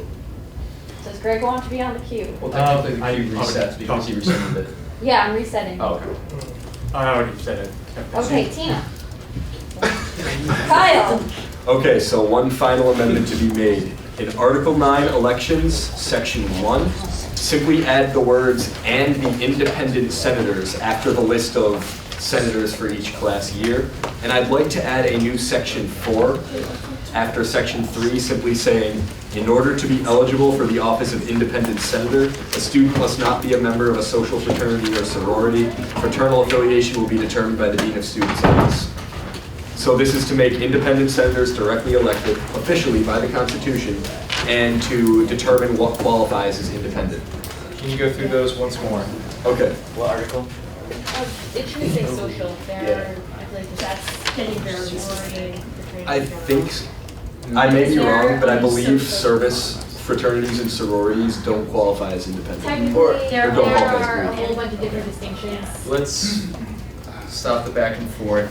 However, I'm gonna take over the cue and give it to you. Good? Yes. Oh, okay. Social implies that professional sororities and fraternities are not in there. Professional sororities and fraternities do have a place here at RPI on Panhandle and IFC because we do not have a separate council for them. So. Back to normal queue. Chuck, back What? to normal queue. Yes, back to normal. Michael, I was on this thing, but, yeah. Paul, Just wait. Right now, are we debating Kyle's amendments and what Yes. the heck is Kyle's? So I'll reread my amendment. Section 1 in elections will now read, the general elections of the GM, the PU, the officers and representatives of each of the classes, the senators for each of the classes, and the independent senators will be held each year during the spring semester at a time and place determined by the Senate.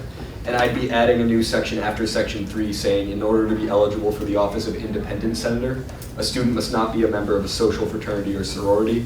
Social was in there because I was told that you are still considered independent if you're a member of a professional sorority or fraternity. If that's not true, we could easily friendly that out. I would. Panhandle or an IFC recognized. Yeah, I would say just to be As wide as possible. clear.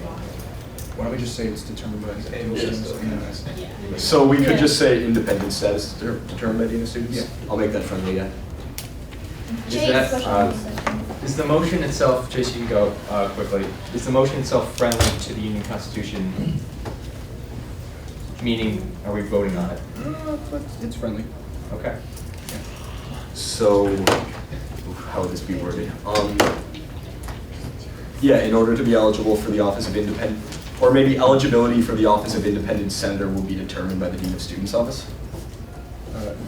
Yeah. Okay. You can still discuss it, it's just that it's in right now. So,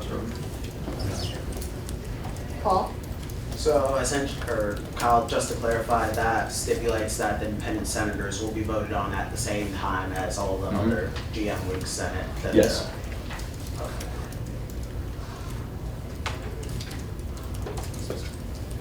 Other comments?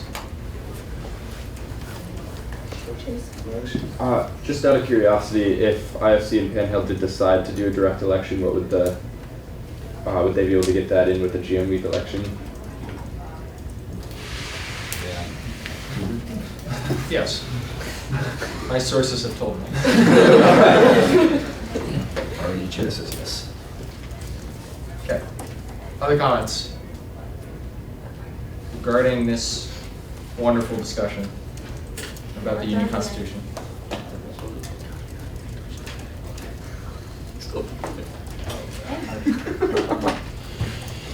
Nothing? Did you want to go back in and change Panhandle to Rensselaer Panhandle Association in the places that it was? Motion to change. It's only in that one place that we Oh, it's talked only in about. that one place? Yeah. Okay, just making sure. If it is an incidental change, we can just correct it in only the places. Okay. So should I reread this amendment? Yeah. Okay, so the way this reads now, the general election of the GM, the PU, the officers and reps of each class, the senators for each class, and the independent senators shall be held concurrently each year during the spring semester in a time and place determined by the Senate. And there's a new section 4 reading, eligibility for the office of independent senator will be determined by the Dean of Students office. Well, that's friendly. Okay. There's better wording for the section 4. But the concept is the same? Yes. Any other comments? Otherwise, we're going to move to vote on the Union Constitution. It's friendly.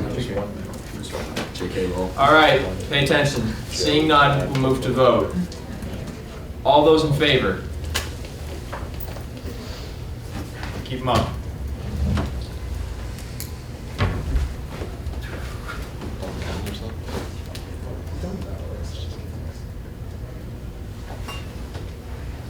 All those opposed? Okay, this motion passes 22-0. Stick with me, we have something else that we need to talk about now. However, we've gotten through most of the storm. I worked hard on this, guys. Can't we just do this when we hang out or something? That's not in our bylaws, I'm sorry. All motion to recess. Seconded. Yeah, you're fine. Okay. All motion to recess. To recess? Yeah. I do not second. James second. Is there a second? The whole Band-Aid, let's do it. How long? Let's do like 5 minutes. I haven't heard a second. Did someone second? I did second. You did? Paul, how long? Like 5 minutes. Let's vote on this. 5 minutes? Actually, okay. It's been. All those in favor of the recess? For 5 minutes. For 5 minutes, raise your hand. Yeah, no recess, sorry. All right, the third motion. The Rensselaer Union 44th Student Senate approves the 2014 GM Week Handbook as prepared and approved by the Rules and Elections Committee effective immediately. So moved by Tim and the second from committee. Oh, from committee, so it's set. All right. Open to discussion. I'm first on the queue. So independent counsel is removed? Yes, no? I'll get to that. Actually, that's a good point. Before we get to anything, I think Tim has some prepared statements about the handbook. Yeah, okay, so currently as the 2014 handbook stands, the changes are, 1, I have added an informational video as an alternative to the informational session, but we will get to that in a minute. Number 2, candidates are required to do either the video or the informational session before you campaign. 3, all mentions of independent counsel and undergraduate counsel have been eliminated. The cap on the word count for party platforms has been eliminated. The chalk rule that bans chalk in the CII has now been extended to all of campus, so there's no chalk at all. And finally, the rule that bans animals in campaigning has been reworded to say live animals.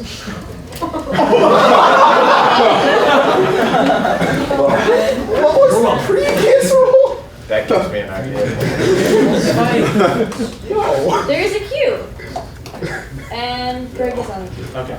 If I may clarify just on that point, that is actually in accordance with Institute policy. And yes, there's a reason for that rule. As I understand it, a fraternity member used his fraternity's dog to campaign, and that caused all kinds of issues. So yes, there is a reason for that rule.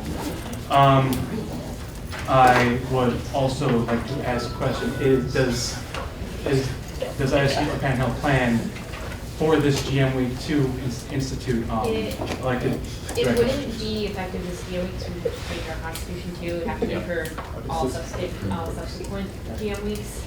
It's just not possible for this one. It's too short notice. But yeah. Kristen. Can we make changes to this document? If someone's recording these changes? Yes. It's the short answer. All right. Who is John Goldsmith? He is not part of graduate council. Okay, can I answer that? Yeah. The positions that you see on here are representatives and don't necessarily need to be members of those organizations. So when you told me that you didn't have anyone from the grad council who wanted to be the grad council rep, I named someone else. Can you change it to grad representative instead of council because he does not speak on behalf of the council? Point of information. Sorry. If Kristen yields her time. I yield my time. How do you usually select this? It's up to my discretion. I mean, he's been on R&E for 12 years. He's not a grad student. He's not a grad student. No. Okay. But he doesn't have to. Okay, I'm just wondering what, usually it comes down to SL councils, is that how it works? Well, in the Senate bylaws, there's a list of councils that I named someone from. Okay. So Can usually. he just be a member at large? I mean, That's technically what he would become once, because you didn't appoint anyone per the bylaws. It then goes to his discretion to appoint a member at large to replace. So at least they have the right number. Yes, I mean that can be changed. That's Paul? Sorry, are you not done, Kristen? That's fine. Kristen, are you done? Okay, Paul? Yeah, just, I need to look to find the page to be exact, but, I'd like to motion to edit the, stuff talking about campaigns, since I think now we need to have the stipulations for signatures and also when and for the independent senators, if that's gonna be active this PM. Okay, well, if it's not, then I guess that's not an issue. I was gonna make my own motion about the independent senators. Not yet, but I'm going to do that. I will add you to the queue later. Gray. Okay. Can someone please give me a copy of the handbook, please? Because I would like to clarify these positions. I apologize, Tim, for not pointing this out to you earlier. These positions do not reflect the positions that they were appointed to. So how it works, how these people are appointed to rules and elections. There are 2 weeks at the beginning of the fall semester. During those 2 weeks, every single one of the organizations you see here are expected to appoint to rules and elections someone. If they fail to do that, the rules and elections chair is allowed to appoint a member at large. It doesn't even have to be representing the space they will be filling. And they can appoint literally anyone they want, and that's to ensure The seat is filled. Yeah, no, yeah, in time for freshman elections. So I will pose just a clarification. Melanie Totis is the Pan-Hellenic Council representative. Lisa DiCrescente, okay, I'll get to that later. Brandon Wynn is in fact the IFC representative. Donna Lee is in fact the Senate representative. Jonathan Goldschmidt, he is the member at large that Lisa currently occupies. Nimit Dulkar, he is technically your grad council rep because he was appointed at a time when the e-board spot was filled. And I felt that he would best represent your interests. Lisa DiCrescente can be put in the undergraduate council, executive board position, because upon asking Gretchen for another executive board member, she said, I already gave you one, that's it. So I would like those changes, including Melanie Totis' position as vice chair, simply, well, maybe just added Pan-Hell rep. So what you do is more statements than motions. So if you want to motion something, spell it out. Okay. I motion that the front now read Timothy Green, chair, Melanie Totis, Pan-Hellenic representative and vice chair, Lisa DiCrescente, executive board, Brandon Wynn, IFC, Samara Ahmed, undergraduate council, Donna Lee, Senate, Nimit Dulkar, graduate council.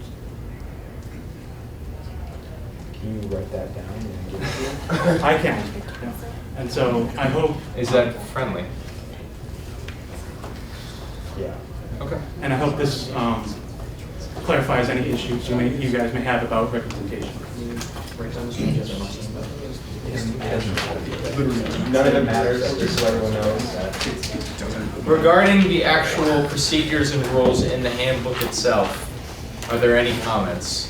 Tim, you're on the queue. No one else has anything. No. Thank you. Wait, you want to be on the Yes. Okay, Mike? In page 2, you have this introduction. Canvas and right? Didn't have this, right? On page 2, you have this little introduction body kind of deal that says you can apply for class council, undergrad council, and all that stuff. The word graduate is not in it at all. And I mean, it's kind of crazy class councils, but I like the word graduate to get into it. So if a graduate picks up, he can say, I have a position I can fill. This would be nice. So you want to join student government paragraph in the affiliates. Okay. Does that make sense? I don't know.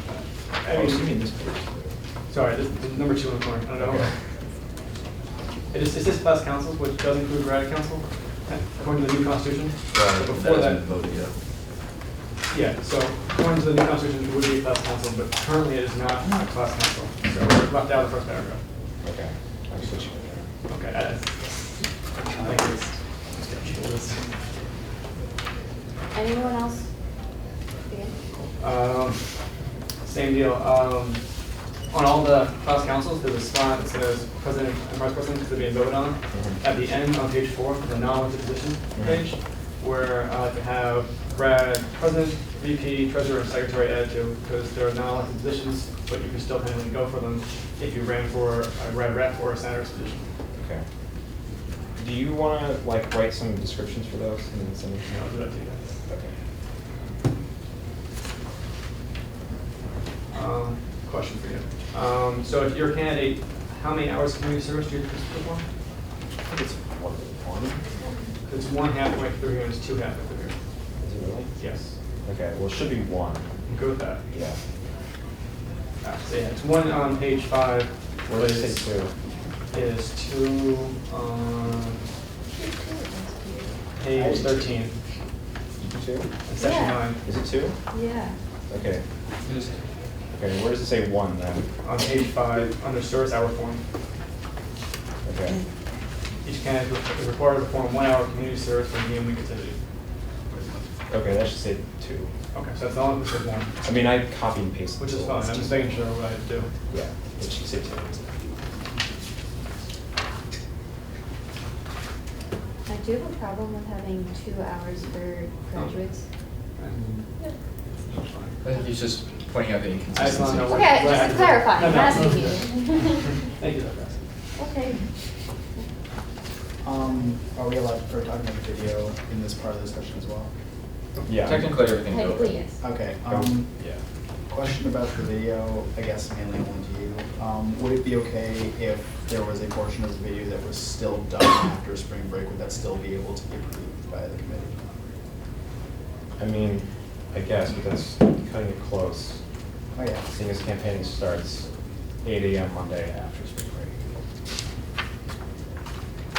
So, I mean, my answer to that would, I guess, be no. Mike. Hey, Tim.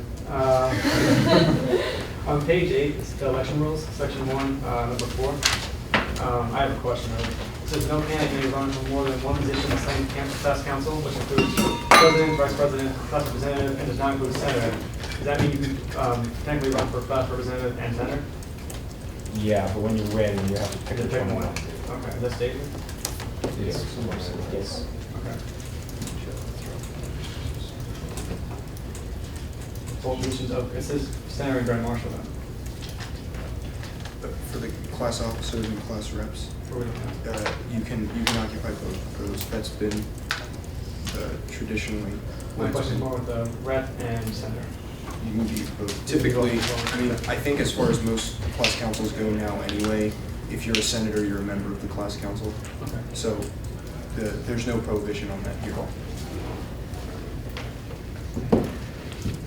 Mike, are you done? I'm done with that part, yeah. Okay, Greg? I'd just like to refute something that Tim said. The Rules and Elections Committee can in fact approve a new video because in section, oh, sorry. What He just said they weren't going to use it. They weren't. But he said they can. We can. Oh, okay, Yeah, I apologize. Well, okay, so I'll just take this opportunity to remind anyone that small changes like logistical errors and all that, section 15, part 2. All those things. Queue is empty. Mike, do you have something else? Do one second, look at the section you said.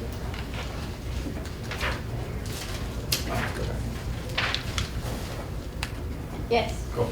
I have here. So in section 7, number 5, you guys say you guys will release the number of ballots received, number of votes received for each registered candidate, the number of votes received for valid writing candidates receiving over 5% of the votes. Why 5%? Because whoever wrote this 29 years ago decided on that, and we maintained that. So to further that real fast, the grad population writes in people all the time. And I believe I was elected with 5 votes, which I believe is below 5%. Right. So can a petition have to be a lower number for grad students possibly, so we can see actually who was voted in? Yes. We can. What The do you motion for propose? this? I don't know. So I mean, 5%, I mean, I understand that at least all of them, because I mean, Mickey Mouse, right? Perhaps I can make a suggestion. Wait, can I read it so I can like say something intelligent? Oh, where is this located? Circle something. Okay. And the number of votes received for all valid writing candidates receiving over 5% of the votes, or pick a number of candidates. Like, how many do you want to see? 5? 5. I motion 5. You mean 5 total votes? No, receiving over 5% of the votes, Or 5 candidate voters? or if it's less than 5%, the next 5 write-ins. Okay. Or Yeah. candidates, whatever wording makes sense. Like, define a number if it's less than 5%. Yes. So realistically, Arnie always has to report the winners. Yeah. So even if you were below 5% but you won, you'd be reported anyway. It's just that other people with. So the second and the third wouldn't report them. Yeah. So if you're at that low of a number for votes, it would be just the winners reported. Okay. Because that's what happens anyway. You have to report the winners. So I don't know if that necessitates a change here. So that has been rescinded. Okay. Is queue empty? All right, can I go? Yeah. All right, so first, I'd like to move that we remove the video from the handbook. Which is where? Well, it's not just one location. Okay. We can do it. Okay. As a friendly amendment. Well, he's amending his own thing. Yeah. So, but it's a recommendation of the committee. So. It's friendly, but someone else can challenge him through a motion.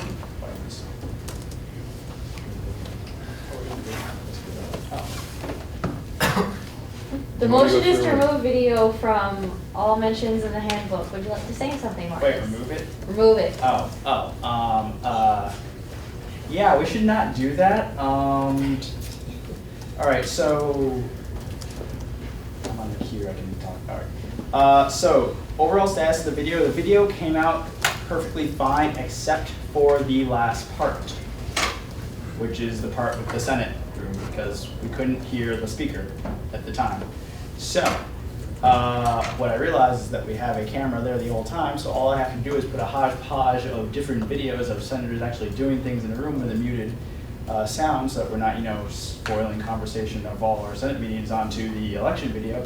And all I have to do is mute that, have it narrated over with the disclaimers at the end of all the things that could go wrong, and then we have at the end somebody saying, "Thank you, have a nice day, good luck in your election." So I think that the Senate video could be completed within this week, and that it could be a useful asset to reducing the need for hard-to-meet information sessions for people who are always busy at 6 o'clock and 7 o'clock and 8 o'clock, like senators. Frank? Does the video as it stands have all of the informational stuff as far as like what people need to know and what will be provided in a standard information session? Yes and no. The video, again, we worked on this with R&E, and we focused on the most important points that we felt needed to be known. And at multiple points in the video, I believe at 3, we say, check your handbook, check your handbook, check your handbook. And at the end of the video, there's a disclaimer that says this is not all of the information. There are more rules. And if you have any questions, check your handbook, contact a member, or check your handbook or contact a member of R&E. And then we give the email and we tell them where to find the forms and the handbook. So we refer to them to the handbook multiple times, but it still covers the main important things. Frank? Are you done? I'm good. Okay, Greg. I have also seen this video. I was the R&E contact on this. I'd like to say, Marcus, yes, you did a fantastic job, and a lot of work has been done. But I would like to say that it's close, but it's not quite there yet, and I don't think it would be quite an appropriate replacement for the current info sessions. As Marcus said, no, we do not go, it's impossible, and it wouldn't be realistic to go through every single rule in the videos. Yes, most of the important ones were included. However, Some good recommendations that I made, for example, making it clear that there were the consequences, the punishments that rules and regulations could deal out in the video.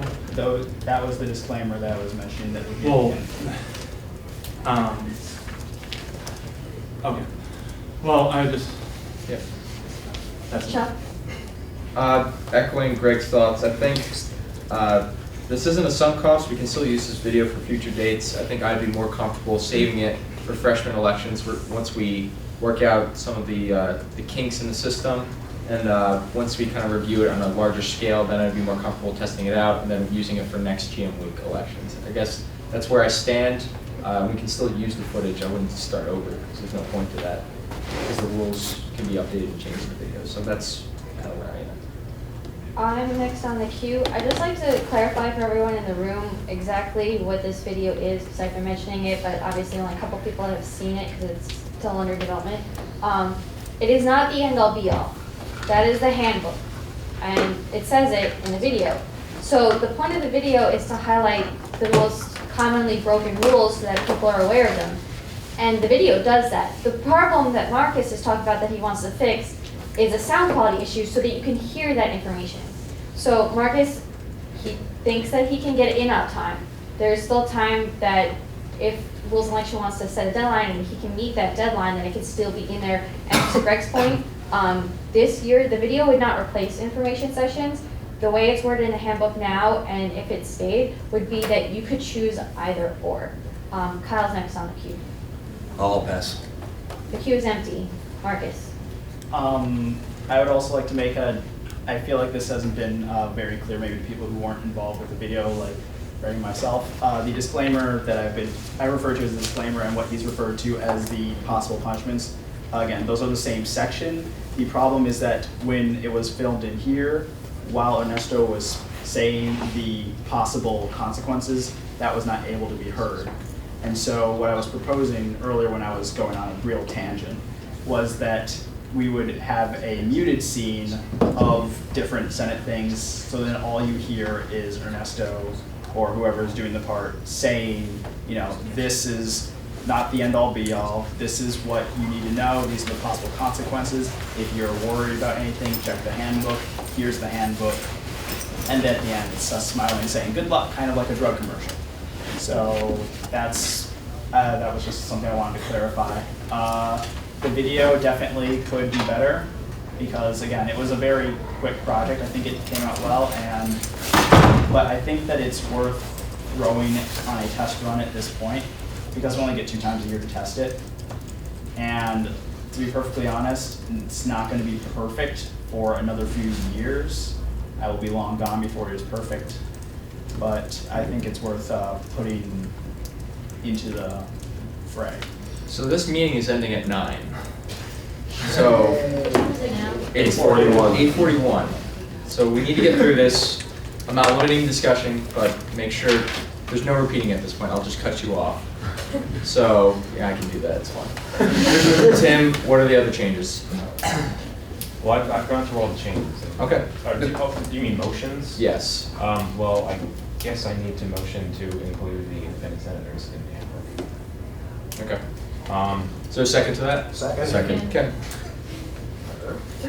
Discussion on that. What is the nomination number? Frank. If I could recommend a nomination number, I think it should be the same as for the standard for undergrad senators, freshman and sophomore at 125. Seconded. Is it for? It wasn't. Actually, that was a motion.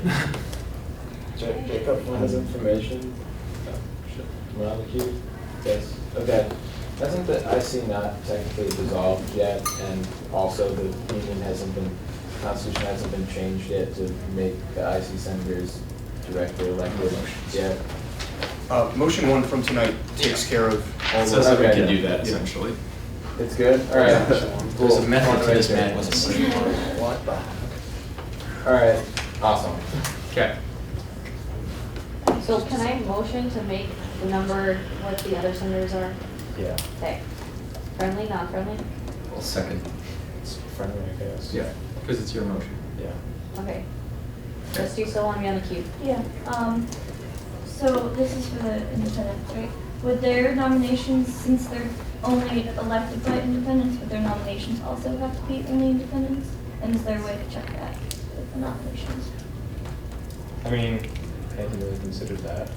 There's a way to check it. Yeah. Well, I know So there's a way they to would check have it, to but. be independent, just because they're being elected by independents, so I feel like they should be nominated as well by independents. Same way that IFC has their, IFC and Penn College, their way of electing through their. Right. Frank? So, just, I guess I'll make recommendations as to how to handle this whole thing, which we can, write out, we can spell out later. The independent council senators, I think, should be 125 nominations from any independent, and then their election should be across, well, it should be on every ballot, because it, in theory, is a school-wide position for all independents. And then we can do the checks as far as the nominations and the votes within the system of vote counting and nomination counting. Marcus? I would just, and this is an area I'm not familiar with. So for GM Week, how will the process of joining a Greek organization? I know that there is a dean that has a list of who's Greek and who isn't Greek. I don't know the timeline for that process personally. And so then when GM Week comes around, where will that person be? Because if they're in the process of joining that organization, then they'll no longer be Greek, but I don't think the system will have updated to include them. As soon as someone signs their bid, which is right after they're given it, They're they're automatically. Okay. Again, I don't know. You should just clarify. Greg? I'm gonna have to ask. Okay. Kyle? Just one concern from the independent senator's perspective, as someone applying for this position, or rather running for this position, is going around soliciting nominations. How are they going to know that the people who signed their sheet are independent? You asked. You do ask, but it could create a great degree of difficulty. To that point, I'm next on the queue. I'm next on the queue. By the same reason, I could go to a friend that I think is 2016, but they have the credits to be 2015, so I would have to ask, do I represent you? Will you nominate me? You still have to ask. Anyone else have to? We're doing well, so. All Anything right. else? Is that everything? Yeah. Okay. Any other comments? What's the final verdict on the video? Is he gonna try to finish? His motion is striking any mention of the video in the handbook. That's currently what we're voting on, in addition to the other changes. I would just like to ask, is there any way we could just do a deadline for the video? Like, in the next, if it's not done in the next week, then we don't put it in, but if it's done in the next week, we can then talk about it or put it in. I don't know if you're accepting of that or. Yeah, I mean, I can do a deadline.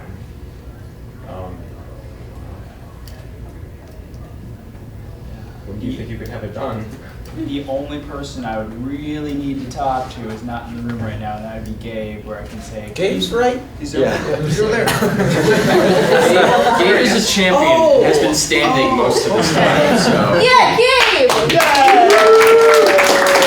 so sorry. I spent the last 20 minutes thinking you were. Where is he? I wish he'd come back. 13 minutes, so Gabe.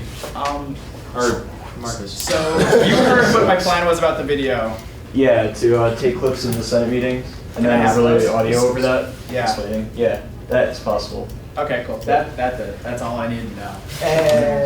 So can you have it done by Friday? Can I have the clips by Wednesday? Yeah. Okay. All right, deadline is this Friday. What time Friday? Very important. 6 p.m. Yeah, okay, 6 p.m. I'll have it to you by 5. I'm not even going to pretend to word that into a motion, so I'm just going to accept that.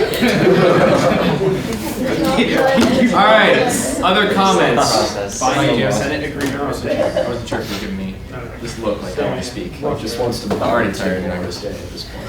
Can I make a motion to vote? No, please don't. Other comments? Seeing none, we're going to move to vote. What are we going on? We're voting on the motion. I have one more thing to say. Oh, okay. Real quick, the one that I sent out to everyone doesn't have poly deadlines on it. I have those now. The what deadline? The poly deadlines. Yeah. To put your information in the poly. We love Okay. the poly. All right, so we're voting on this motion, not the whole handbook yet. All those in favor of the motion? To do what The Tim changes said. to strike the video unless it is completed by Friday at 6 p.m. Correct. And to make changes to the independent council members, which will be elected by 125 members of their constituency, which is independents. The grad And stuff. Greeks, and the grads. And the Greek and grad changes, which are more of just Paul had a changes different- nothing but just I wording. have what? What did I do? Were you asking if grads count as in the independent constituency? I don't know, but we Okay. may as well ask her.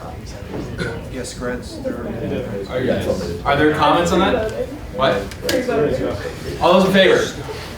All those opposed? Okay. The whole motion itself on the handbook. Comments? Questions? Concerns? Mike, On page 14, under grad reps, you say we can, per council is responsible for representing grad reviews, 5 class representatives are elected, and then you say no more students may apply for membership at large, the grad council. Can you go more in detail about that? No? I don't know. What does it even mean? I don't know.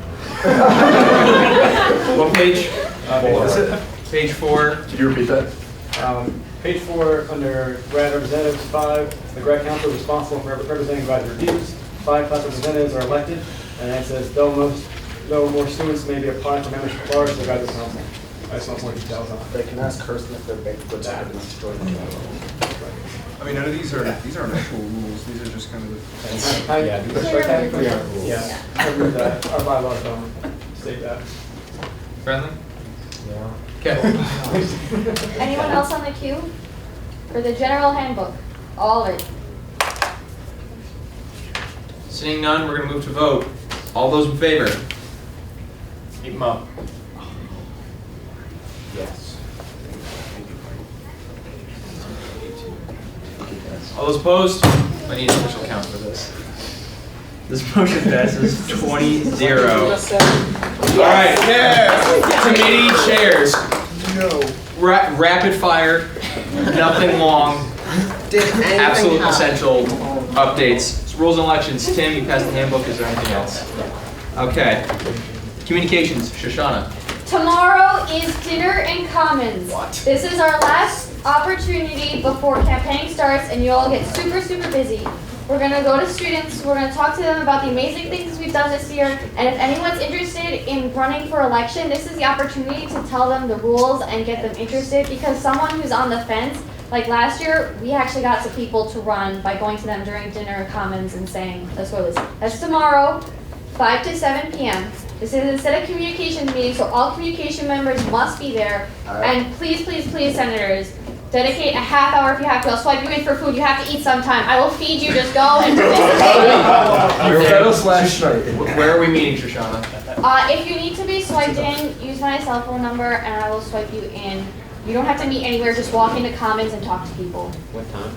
5 to 7. Dedicate as much time as you can. Okay. Wear your polos. John, yeah, wear your polos. John's not here. He had to leave, as did, well, a lot of people did. Frank, executive board. There's gonna be projectors in a couple of rooms. See me for details if you want. Okay, Tina, I have it. oh, yeah. Yeah, okay, FSC, the snack machine has been arrived at the 4th floor. They're gonna add a drink machine soon In the library. in the library, so the students can use that. To-go meal soups are coming soon. Car sharing is being voted on committee in Thursday, and will come back to the Senate Monday following spring break, which is the 17th. And then I worked on the shuttle stop video. It was technically created, but because of copyright laws, it was taken down. We're gonna try to edit it and get it back up to advertise the shuttle stop. That's FSC. My videos are just. Thank you. Kyle. Our work with excuse policy settled on a final draft that was agreeable to all parties. This draft was voted on last Wednesday in SLC and approved. It'll be going to the Senate not the first Monday, but the second Monday following spring break, so as to not overlap with the Zipcar presentation. We have a survey going out looking for final information related to res halls and the possibility of an on-campus pharmaceutical delivery service. This will be going out imminently. I just am waiting to hear from Michael about any remaining funds SLC might have so we can incentivize. Finally, our taxi proposal is complete. However, before we move forward, given student concerns, I want to talk to Dr. Sams. Okay, thank you. Gabe?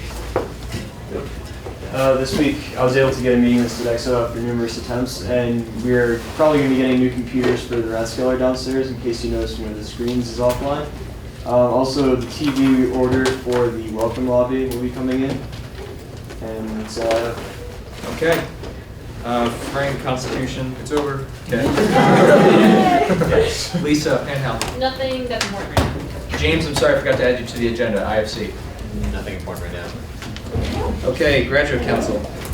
We have a potluck this Wednesday night, 6 to 8 p.m.